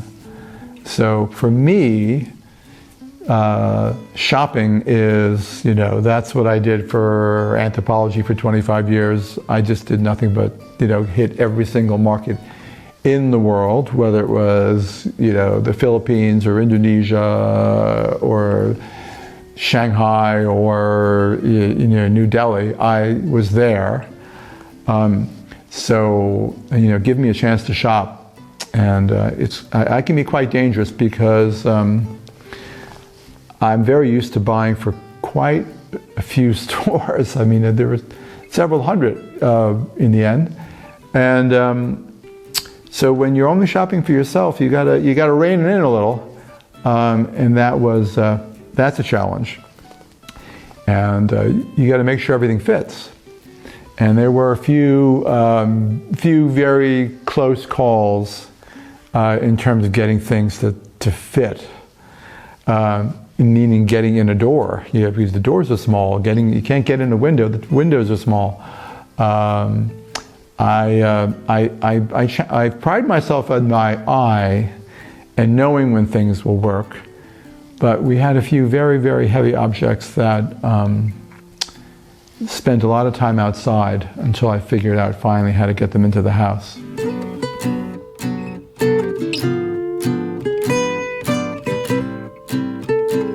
We're heading toward my bedroom, but I wanted something for this space. I chanced upon this artist, Roberto Ghezzi, who I think he's quite amazing, and he's quite relevant for today, and about climate change and environmental issues. So he takes canvases and he'll leave it half in, half out of the lake for a year. Just leave it alone.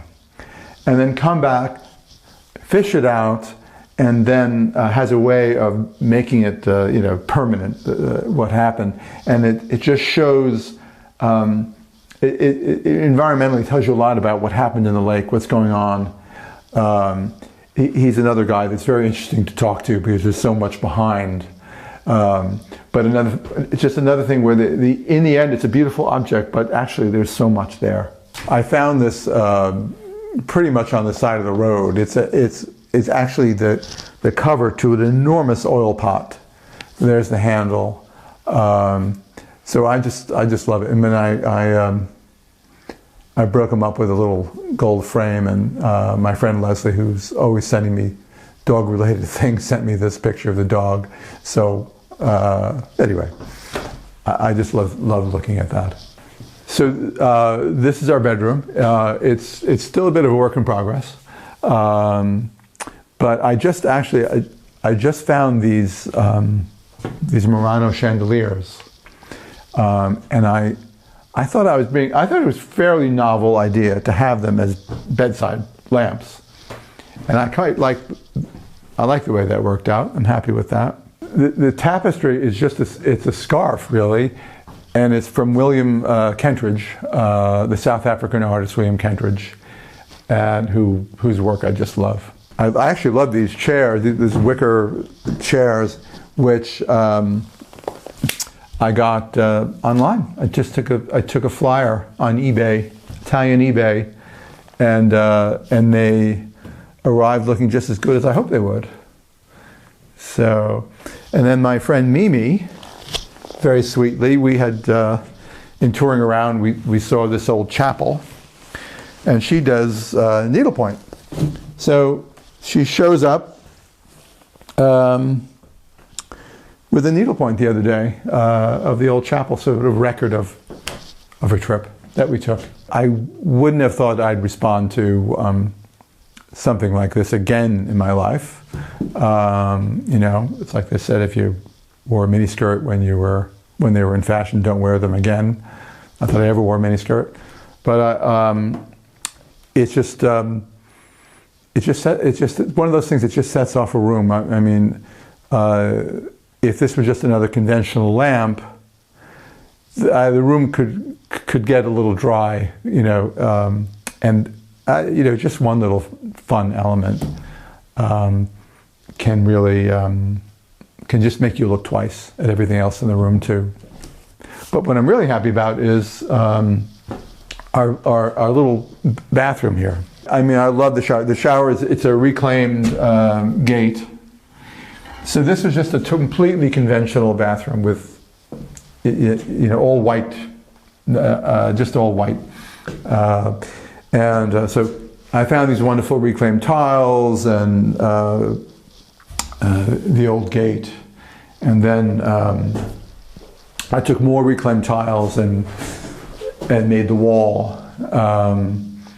So, I mean, in the end, it was just a very simple process. But they don't complicate things here. You don't need to complicate things.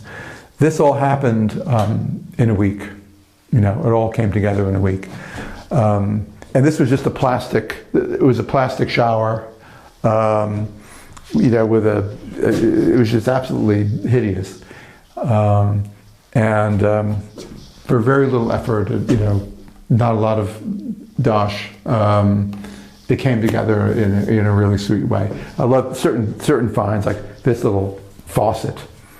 How one little object, I think, can just center a room. This was a fountain in a village, where everyone got their water. So it just has, it's got a lot of presence, and here it is, and I reused here.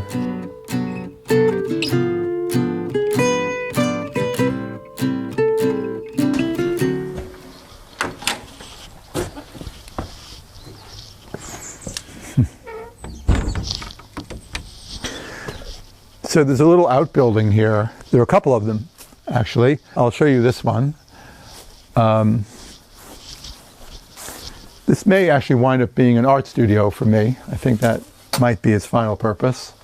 But come in and have a look. Very sweet. So again, a mural by Doris.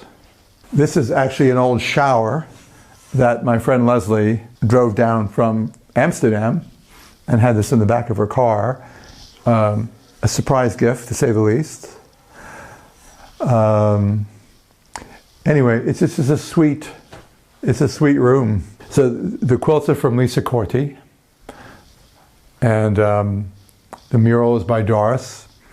And then this sort of, I love Morande, the painter, and there's a fellow who, in a naive way, not really, he's no Morandi.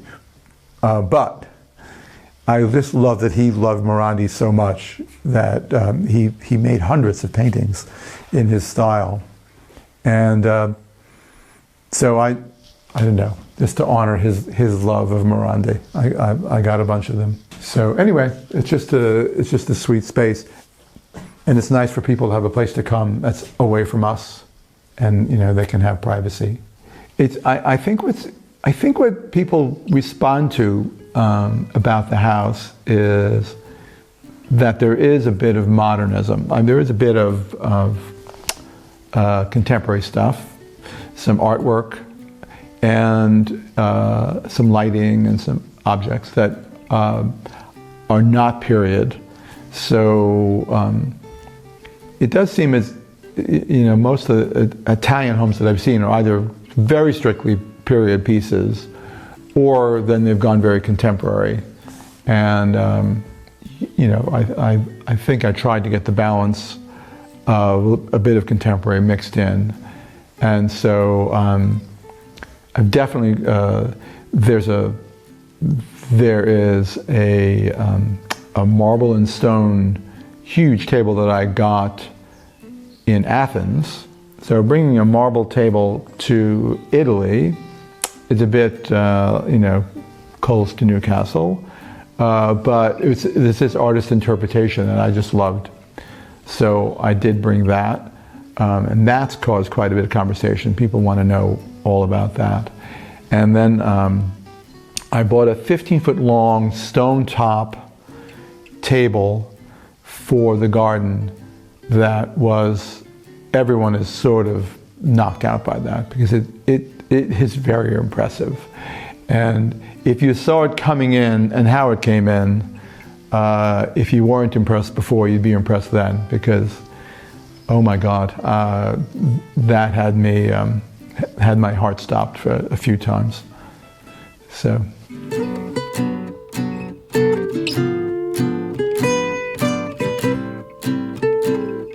Something that I'm essential to us is pizza oven. So I made this pizza oven, and this fellow Saeed, who's just a brilliant stonemason, made this oven, and I asked him to just absolutely base it on the wall, and base the chimney on the chimneys on the house, so it is pretty indistinguishable from the house. I just think it's a great success, but not as great a success as Glenn's pizzas, which are really a success. But this is the focus of a lot of our life. So this was a chestnut farm back in the day. So it's 160 acres, and it's wonderful to walk actually into the forest and see some of these wonderful old trees. I mean, so many of them, there was a disease, I guess, at some point, but even the old trees that are now gone, their trunks are just works of art. They're so stunning. I love to walk down there and walk around. And of course, it's also collecting mushrooms. Porcini mushrooms, apparently we're renowned for them, because when we first moved here, there were all these older people walking around with baskets on the property. I'm like, wait, why are all these people here? But there's this sort of right to roam on certain days apparently, for porcinis, which is great. I love it. I don't dare pick mushrooms, because if you don't grow up picking mushrooms, you probably shouldn't. You get yourself into trouble. But apparently it's good picking around here.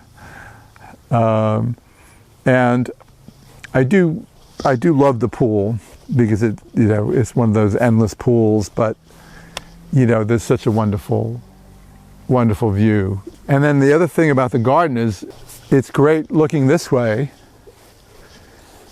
but it's also wonderful looking this way, because we've got several levels going up, and I've got different sculptures, and it's just we've tried to create different purposes for every level, so just to draw you up. In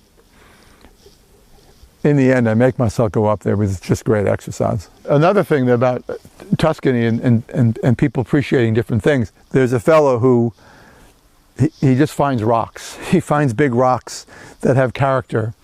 So I was trying to create interest in the garden, and I heard about him.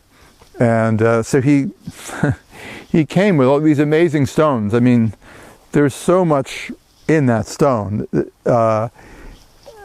And I think I got half a dozen from him of different sizes. And he just showed up with a big truck and unloaded them. But he goes into the forest and he finds these old stones. It's quite how he does it, I don't know, but here they are. And then this is just a crate. This is the place to be. This bench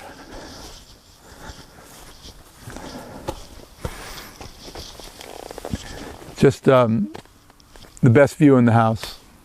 So I come out here and have my coffee or have a sandwich. And I'm an early riser, so I watch the sunrise. And that's the Apennine Mountains down there.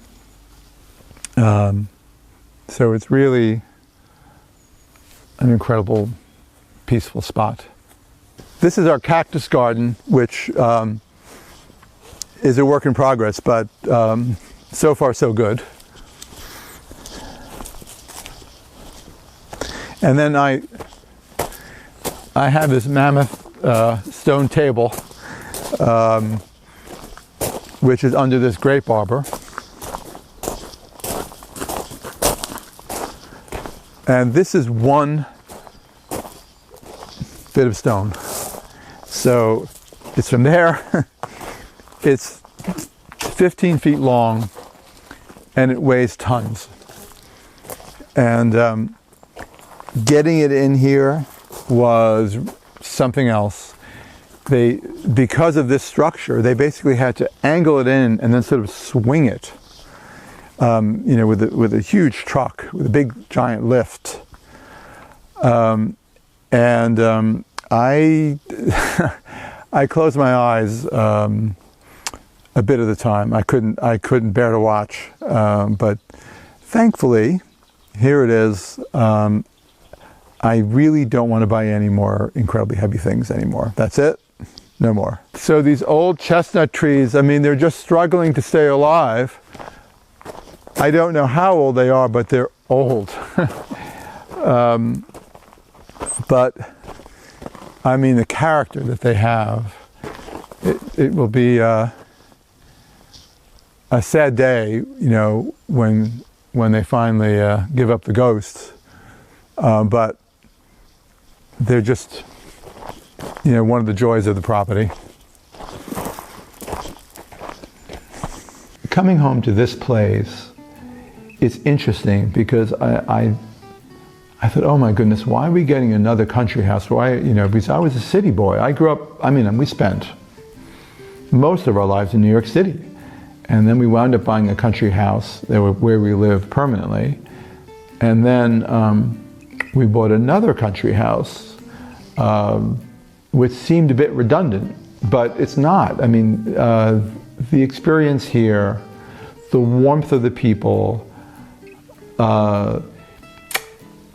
it's such a unique and special thing. The way the Italians value art and food and their culture, it's just something to behold. It still exists. It's not, people are saying, people are losing their traditions and losing, this and things are going away. But sure, but still, I just value the differences between what they bring and what I bring.